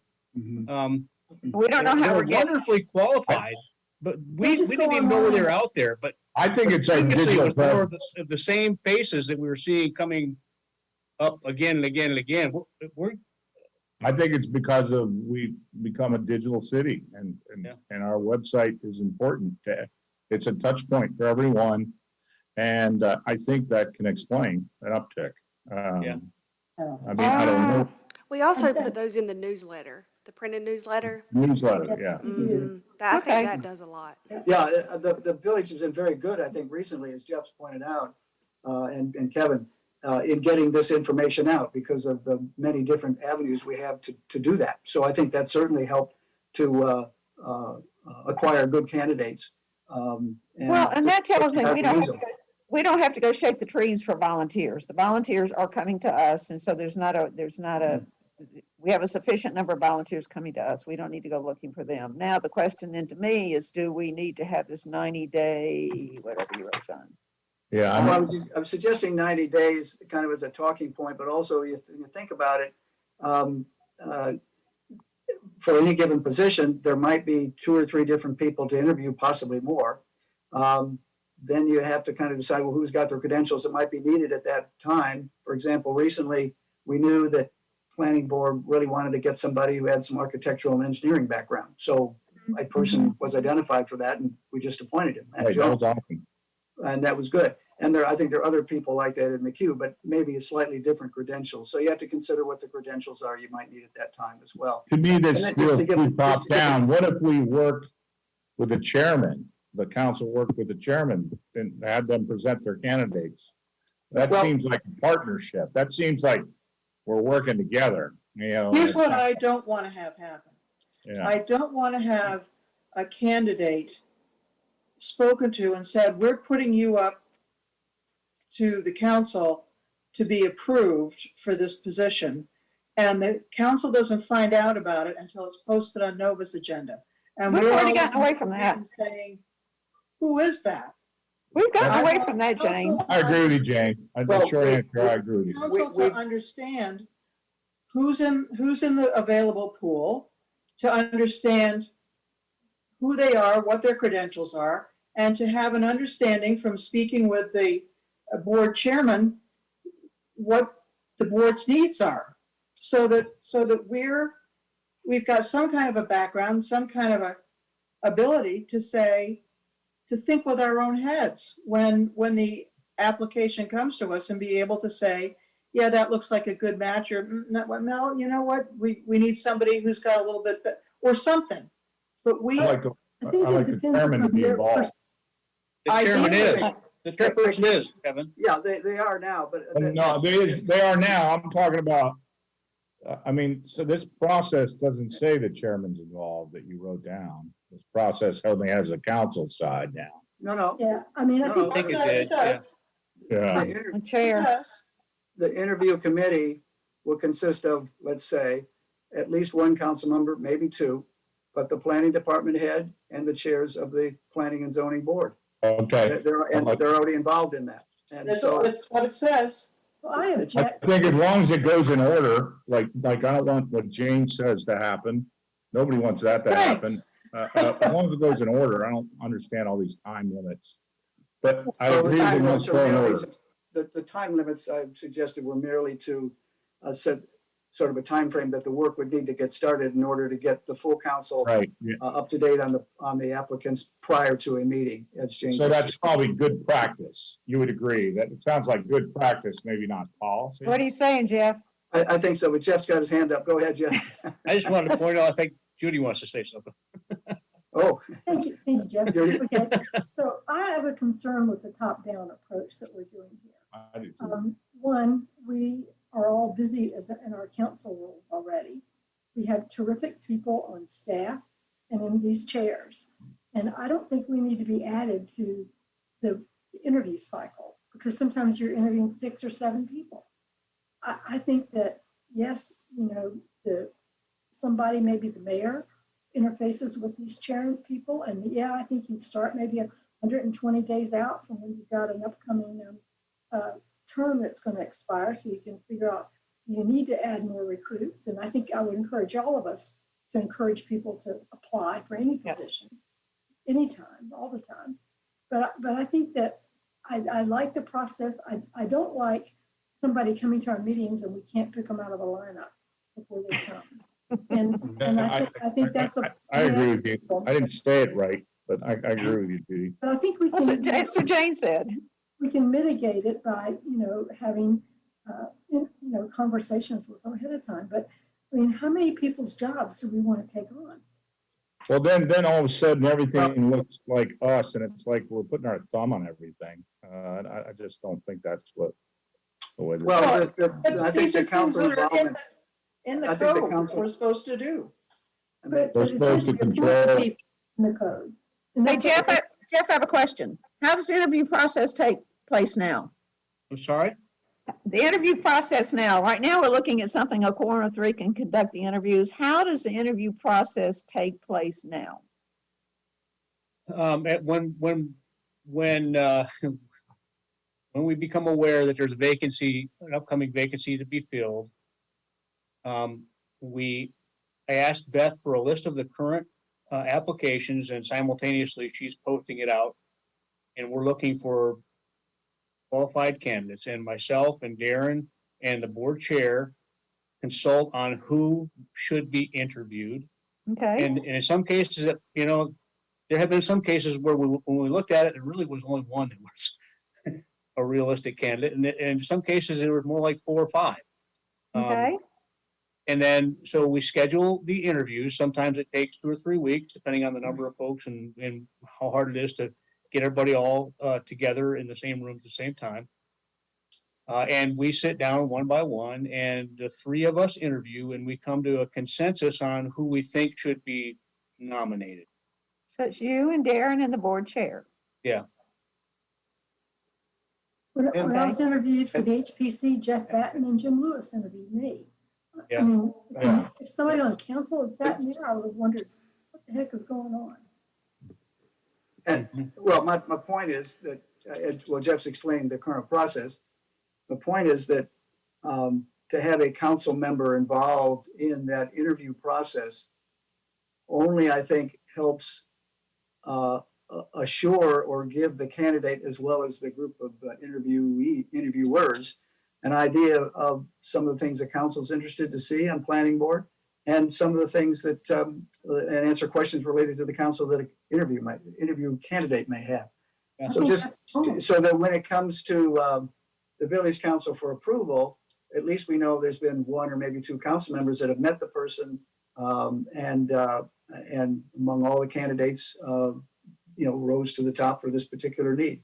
It's just to, again, find a way to interact a little more with the planning board, not in a heavy-handed way, not in any controlled way at all, but to be involved in the early process of presenting candidates to the council for approval. That's the idea. And I'm happy to go around and talk to everybody about it. I mean, as to what you think, if we want to make a change to this, but it just seemed that process issue is one we need to deal with, and one I think is important to the long-term success of the planning board. Why do we need to deal with that particular part of it? I mean, I think to Lydia's point, I think Judy or Kevin also made the point that the awkward situations that we had a year or 2 ago, where, you know, somebody was coming before you that you couldn't pick up out of a lineup. Mhm. We have put things in place that address that. Right. What is causing the need for additional change? Well, I guess on one hand, Jeff, I wasn't sure we really, put this policy in place of getting the interviews done earlier and getting the names to council earlier before the Yeah. appointment meeting. So that's part of the reason to discuss this. And as I thought about that and accomplishing that, it just seemed to me that if there was a council member involved in that interview process who already knew the background of the candidates and the pool of candidates and was on the council, that might be helpful in sharing that information with the council members as the applicant came for approval. So to add a council member to that interview process didn't seem to me to Couldn't be anything other than intimidating. adding resources to it. And even I just, as I was putting this together, said, well, we have 4 or 5 people involved here. They could meet as a quorum of 3 if necessary, and that's fine. It's not to be so formal. It's just to get some information is out there and be part of the selection process and bringing a person to the council that's been well vetted. So, As a potential other member on that selection interviewing committee, if you will, I think it would be very difficult for the other members of that committee to have a different opinion than the Yes. council member that's sitting there. they would intimidate everyone. Yeah, Jeff, I just feel like you're taking some input or some power or from the chair of that committee, because the chair might feel like he or she is being overridden, or I just feel like we're diminishing their role in selecting the person that they want Well, to. I mean, you And all that's- just Wait a talked about. second. One of the No, ideas here. no, let me go. You all just talked about, give these guys on P and Z, write PDOs, get this stuff done, get that stuff done. And now you don't want to let them interview their own people and come up with their slate, No, they're all part of the process. The interview process but they continues. should It's lead the process. Yeah. just- And no- then that's like, I don't know. no I harm just, in their leading the Yeah. process. It just seemed, especially with this idea that, as I see it, the planning board looking for some direction and participation from the village council, which is the reason to have this informal meeting, which we'll get to hopefully, that having a member of the council involved in the selection process is just part of that. It's communications and touching base between the 2 boards by members who are doing an interview for candidates to the board. That's Can I, John, if I may, Go. let's go back again to the municipal code and to the planning and the Pinehurst Development Ordinance. The Yeah. municipal code sections 31.21 and 31.41 says that the council shall appoint the members of the Planning and Zoning Board and the Zoning Board of Adjustment.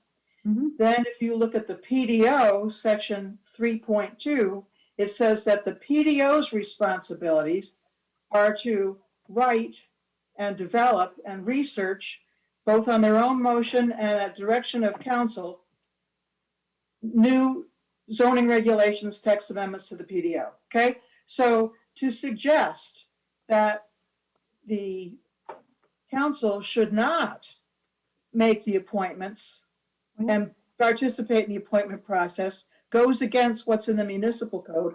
To suggest that it's too much of a burden for the members of the Planning and Zoning Board to participate in working on text amendments, it goes against what's written. That's what's written. We That's the way appointed it's laid everyone. out. We've appointed everybody. We've appointed everyone. So let me ask this.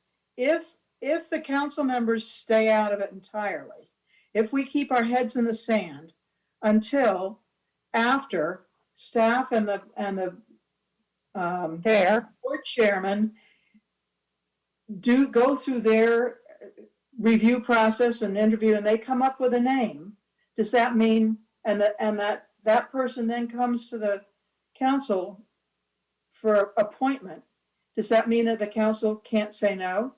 No, you could vote against them. Well, on what basis would you vote against them? Because you met with them I and don't talked know. to them before the meeting. Because you knew enough about the needs on the planning and zoning board, and you knew enough about the pool of candidates to know, and this particular candidate to know whether it was a good match. So if we're not doing the homework, how do we I know did my whether homework to on say this yes or last no? appointment, that last appointment, and we had all his background. And That we knew last everything about him. appointment, We knew that everything last- about him. the last appointment, John and I interviewed, and Lydia, you and I interviewed somebody for the HPC. I interviewed the months last ago. appointment too. I interviewed Matt. Yep. You did yourself. So All five of you talked to Matt, I think. that's what we're talking about. I didn't. We should be doing Oh, enough okay. homework that we can make a decision that's based on something And I think we've that's created, thoughtful. we've created a new process to start that.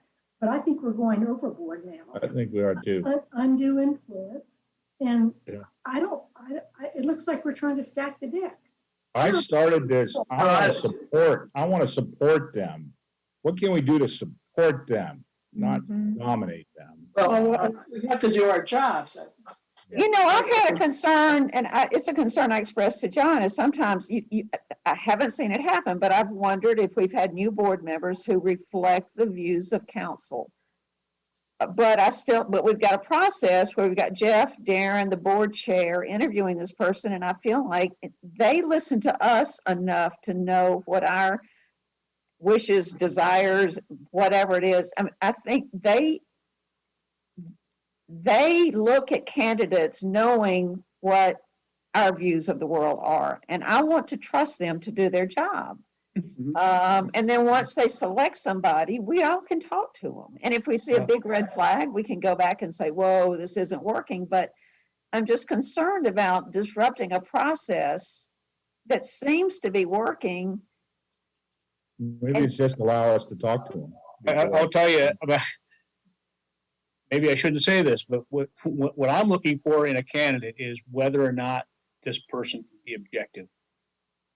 Whether they can think for themselves, They can whether think they're for- going to do the work, whether they're going to have Yes. the courage of their own Right. convictions, whether they're going to be. I would inquisitive. prefer for them not to be wedded to certain ideologies or whatever, have strong No, opinions about nobody's- things. I just want to know whether or not they nobody's can looking for think objectively.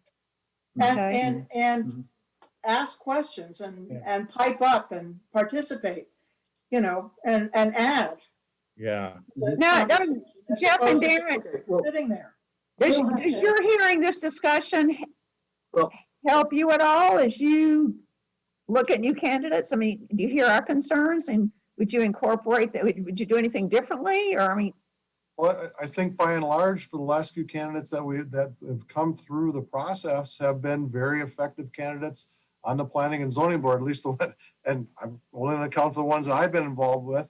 I think we have a pretty solid planning and zoning board. We've got really good representation with the last folks that have come through the process. We've got an attorney that's come on, a real estate attorney. He's been very helpful. I can't think of the other ones right now. Jack just got on. He's been very helpful. It's getting late, so I'm It's running okay, out I of understand, Darren, yeah. But one thing I would add, is there something on the application? Is there information that you're not getting on that, potentially that application? Good point. Yeah, Might be is there something we can improve there? Well, maybe, that's a follow-up point to discuss, Darren, to sit down and think about that, yeah.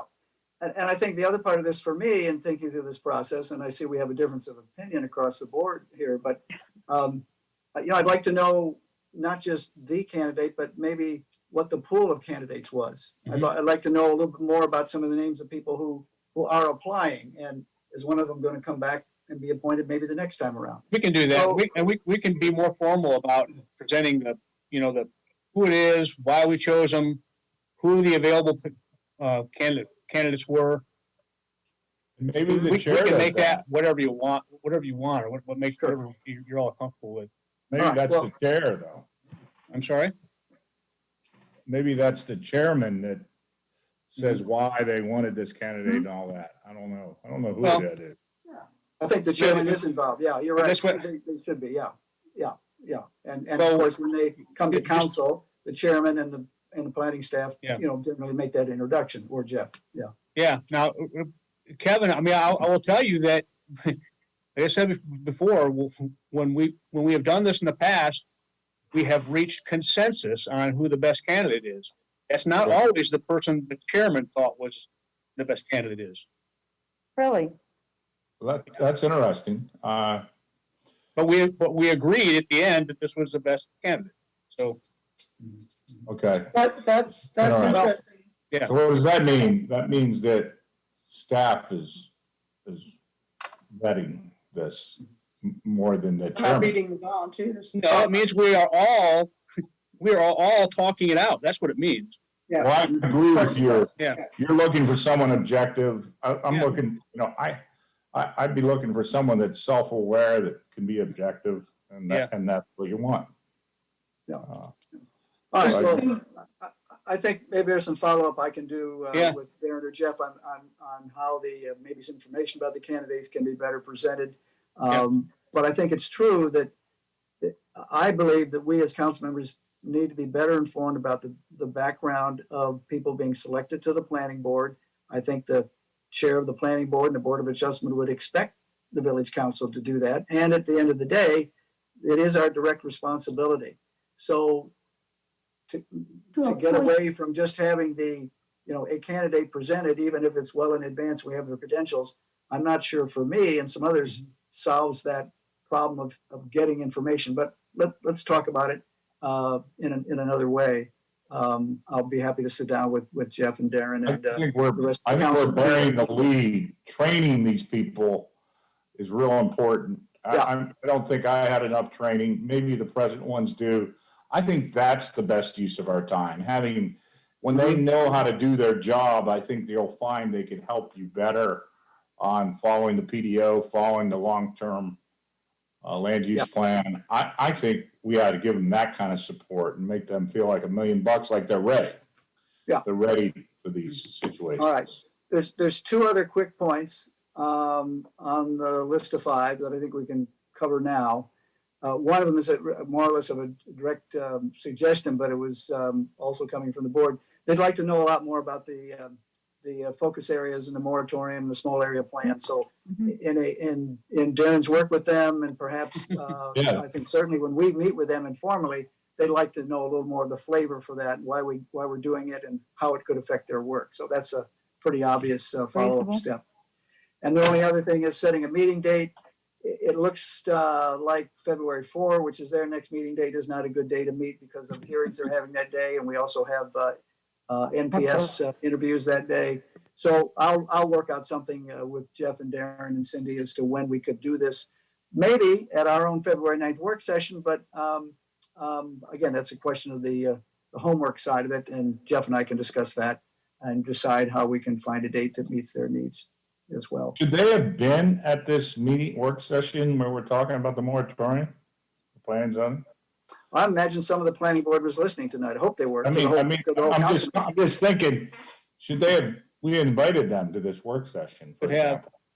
Good point. I'm just trying to, I never felt fully integrated with the council. I didn't feel like I had to agree with you guys on everything, but I'd like to, like if you're talking about something that affects my position, why am I not here? When we're talking about historic stuff, why is the historic commission not there? I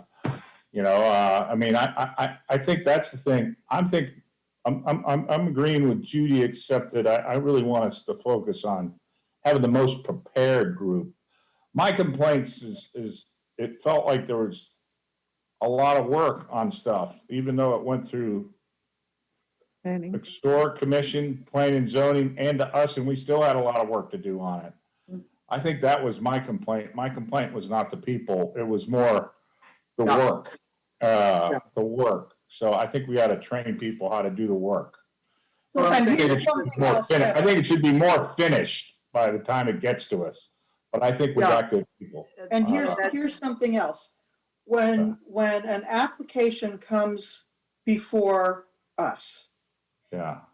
even if we have read more than twice the whole PDO, okay? Yeah. Having the application come in really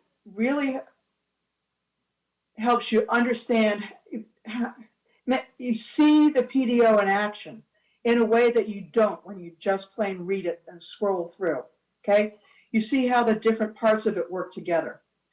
And one of the things that the Planning and Zoning Board could do that would really be helpful when they make their reviews, particularly when they're making a review of an administrative application.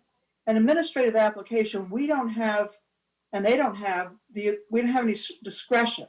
So does this plan meet the current standards of the PDO or not? And after that, you can't make any additional changes to the application. But if in the course of that review, you see that there's something missing that could enhance the PDO, a possible text amendment, we should really have something in the PDO about X, Y, or Z, because now we've seen a couple applications come through that didn't have the X, Y, or Z. We really need to be able to deal with that. So one example is stormwater. I think new construction should have to have higher stormwater requirements than what we've got in there now. Okay, that's just an example. But if the PDO, the P&Z board, in making their review of applications, when they notice these kinds of things, could raise them to council, then council is going to have an opportunity to go back to staff and say, let's make sure that we take a look at this issue. How can we buck up our PDO and improve it by addressing this question? So that's something. We have access to their minutes and all that for their meetings to know what exactly was discussed. But we could ask them to be particularly aware. Yeah. All I was saying is, all this time on process and on hiring, I'd rather spend the time on making it so it's easier for them to do their job. So I think that's a better use of time. The training process. All right, Judy, go ahead. Judy. Well, hitchhike on what Kevin and Jane are saying. So you really created the perfect case studies. Whether it's the village chapel that we used or any other case we want to do. When it got to us, where were the hiccups? And now what's the, reverse engineering moratorium, autopsy on what could have gone where. And to your point, Kevin, what could have been sent up the line, or Jane's point, could have been sent up the line that 25-year stormwater has got to be the new thing that we look at. Right. And now how do we go get a text amendment to that? I think that kind of collaboration. That makes sense to me. Look through the rearview mirror a bit of what's happening and say, how do we bridge these for the future? Yeah. That's Well, training. I feel like, Sharing. It all That comes is together. training. That is. I'm not trying to cut you off. I'm trying to say that if the more it's finished when it gets to us, the more we could massage it and make it even better. But when we're busy doing blocking and tackling, I think that's a concern, because we, sometimes we get away with asking for more when we're not dealing with all this blocking and tackling. So I just think that all our time should be spent on having the best trained group of people. And I think part of the follow-up here too on these points is that lessons learned from recent applications. Jane said with stormwater and how how we might expect them to be able to identify that, but when we see it too, then we get back with them and. I look at it as our fault. I don't look at it as their fault. I look at it as our fault. We're the council that's It's not supposed to about fault. manage the It's about training. how do we We're do supposed to be our job training the them best way better. we can. When we've got an administrative application on one level, what's the point of us even looking at it? If staff looks at it and we don't have any discretion, what's the point? Well, I can think of 2 points for us to have those public hearings. And one is so the public can see what's happening, to make it available to the public and for transparency and allow the public to ask questions. Sure, That's, sure. that's one reason. And the second reason, I think, is so that we can see our PDO in action and take steps to make the PDO better. Okay. Yeah, okay. Well, thank you for the discussion on this. We got some different points of view, but also some common points of view. And one of the next steps will be finding a convenient date for us to meet with them and to have this informal meeting and talk about training and small area plans and all of that. So I'll work with the staff on that, and I'll certainly speak to all of you as well in the council. I think we're at the end of our agenda, unless there's anything else in the work session or any future work session topics that anyone would like to say, and Mr. Sanborn has his hand up. I hate to prolong the meeting. Go ahead. During the Tri-Cities discussion today, we had a fair amount of discussion about occupancy tax. And at one point, John, you and I were talking about whether or not we should have that on tonight's agenda as well. Oh, yeah. I kind of backed away from that because, you know, conveniently, the county commissioners pushed that topic off quite a ways. And we had a lot to talk about tonight. But it was interesting to hear that both Aberdeen and Southern Pines seem pretty resolved to make the push for some sort of a equitable share of this increased occupancy tax to come to local governments. And I don't know, is it appropriate now to kind of gauge y'all's interest in that, or? Right, Jeff, I have something to add. Tom Beto took me to lunch last week to talk specifically about that. And the only thing I knew is that there has been some disagreement in the past that if they increase it, then where will that increased amount go? I don't want to put words in his mouth, but they seem to have come up with an innovative idea of what to do with that incremental amount. Have you heard about that? You share it? Well, I'm no, I could, I'm afraid. I mean, I could tell you. I mean, I couldn't understand it. Well, I know. Well, what Tom talked with me about was new. It was. You know, I know there's been some disagreement about it with incremental amount and everybody subsidizing their police and this, that, and the other. This wasn't that. It was something else that would benefit local projects. And that's as far as I want to go with it, because they could have changed their mind, but it was intriguing. And so I can talk with him more. You can talk with him. John can talk with him just to see if they're still on that path of what they're thinking about.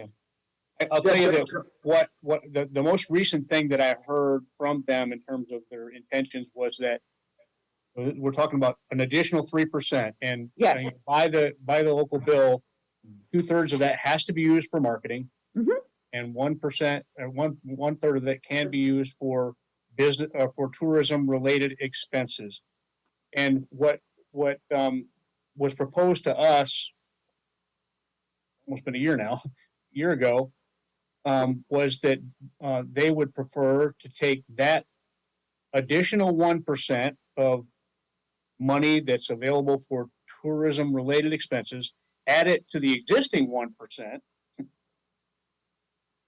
that they're currently using for tourism related expenses, and put it into this thing that they call a tourism development fund.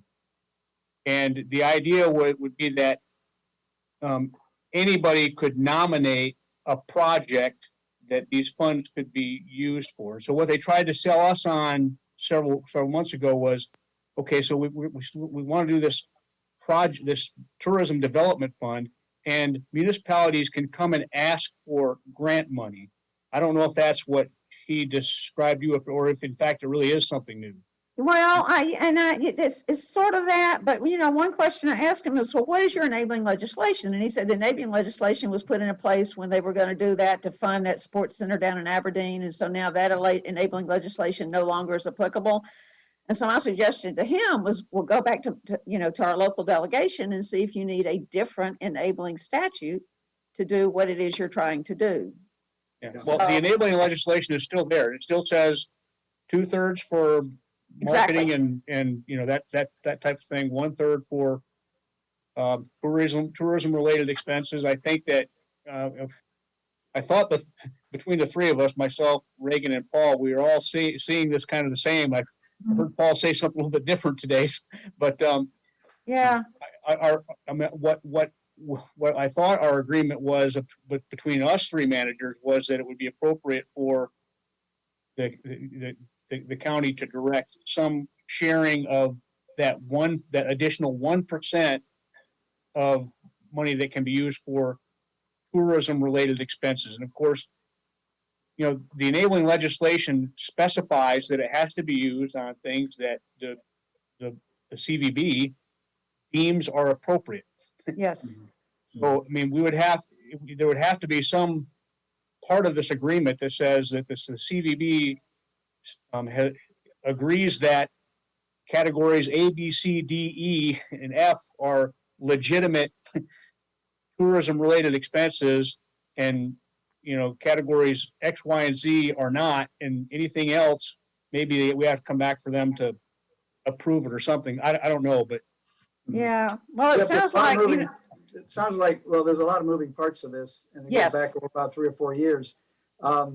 Do I understand that that there is now a new meeting date scheduled for March 10th or something like that? Is that correct? Not March 10th. well, I heard that today from the pilot, I guess. Douglas. Oh, okay. No. So but it's, Pilot knows more than we do. I They were What if- to I will say that I talked to Wayne Vest this morning, and he said it's not scheduled. Yeah. He said it's not going to happen in February, but it's not Okay. scheduled otherwise. all right. and that Jeff, I is- think maybe, Yeah. Judy, go Just ahead on this, but imagine- I think the main thing is that maybe Jeff could put together a little history on this and what he and the other town managers have discussed. And we could Yeah. bring this up for discussion at our next work session or sometime in I February. do before the want meeting. to go on record. I know that you village managers are working in the best interest of your respective municipalities, but I'm looking at what's in the best interest of the village of Pinehurst. And it's not clear to me. I'm not sure that this is all the best interests of Pinehurst. Some of the things I heard today, I'm not sure about it. I think that tourism is really important to us, and we don't want to screw around with tourism. I want tourism to keep, and tourism's hurting right now. So I'm kind of, I want to be reserved judgment till we look at it all on paper and understand the implications.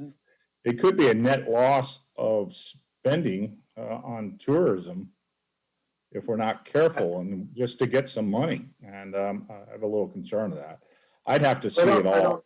I don't think we're all on the same page information here. So I think if we can Yeah. defer this to another meeting, we'd have a chance to understand some of these issues a bit better. I mean, Yeah. if you Google the pilot, they've written stories on this for about 3 or 4 years now. We've heard third-party for-profit businesses could apply. And I don't think it's fair to, because I'm not fully up to date on it either, to discuss this too far tonight before we will exhaust what we really don't know until we hear more from Jeff and others who are going to call this meeting, and if there's a meeting and when it's going to be, and prepare for it at one of our work sessions. Yeah, So I that know, would be but my can we come to some consensus, our thoughts as a group before it's Well, that's the negotiated idea. by our city manager? Well, that's what I'm saying, Kevin. I think let's Yeah. have some information gathered about what the options and the impacts Okay. are, and then have it discussed at our next work session. Because I'm certainly not up to date on all the possible options. And I think we need some background. I'm not either. Sounds like consensus. Judy? So it sounds like we have consensus that we need. It We would be, don't have consensus. We have consensus, so we don't have consensus. Lydia, if you could get that update from Tom, that would be very helpful. Sure. Well, Maybe they're already working toward a middle ground that we can be very happy with. I don't know. Well, you know, I pointed out too, was it's the obvious, you know, USGA is coming to town, and maybe that's got some other implications on this whole thing. And I know they retained somebody to help them try to get whatever it is through. Right. So like Judy said, there are a lot of moving parts. So yeah, I'll see if I Yeah. can find out. I said that. Okay. Okay. All right. Right, you were correct. The I'll move village to manager and adjourn. I'll figure out a way to get some information, and then we'll all Mhm. participate in that. Is there any other business or a suggestion for a future meeting of other subjects? Marketing Pinehurst, but let's several months down the Well, road. that's always coming along. All right, we're in a work session. Is there a motion to close the work session for the evening? I move to adjourn our work session. Motion by Judy Davis, second by Lydia Bosch. All in favor, say aye. Aye. Work And session is goodbye. closed. Thank you very much. I'm sure we'll be talking tomorrow. Thank you. Is someone going to forward that final document from the closed session? I Oh, yeah, will, we'll get I that. will. I still kind of Without marked panic. up with my chicken scratching, so Thank you. See you Yeah. later. thank you. Thank you, Kevin. Thank you, Jane. Bye-bye. Thank you, Thank Lydia. you.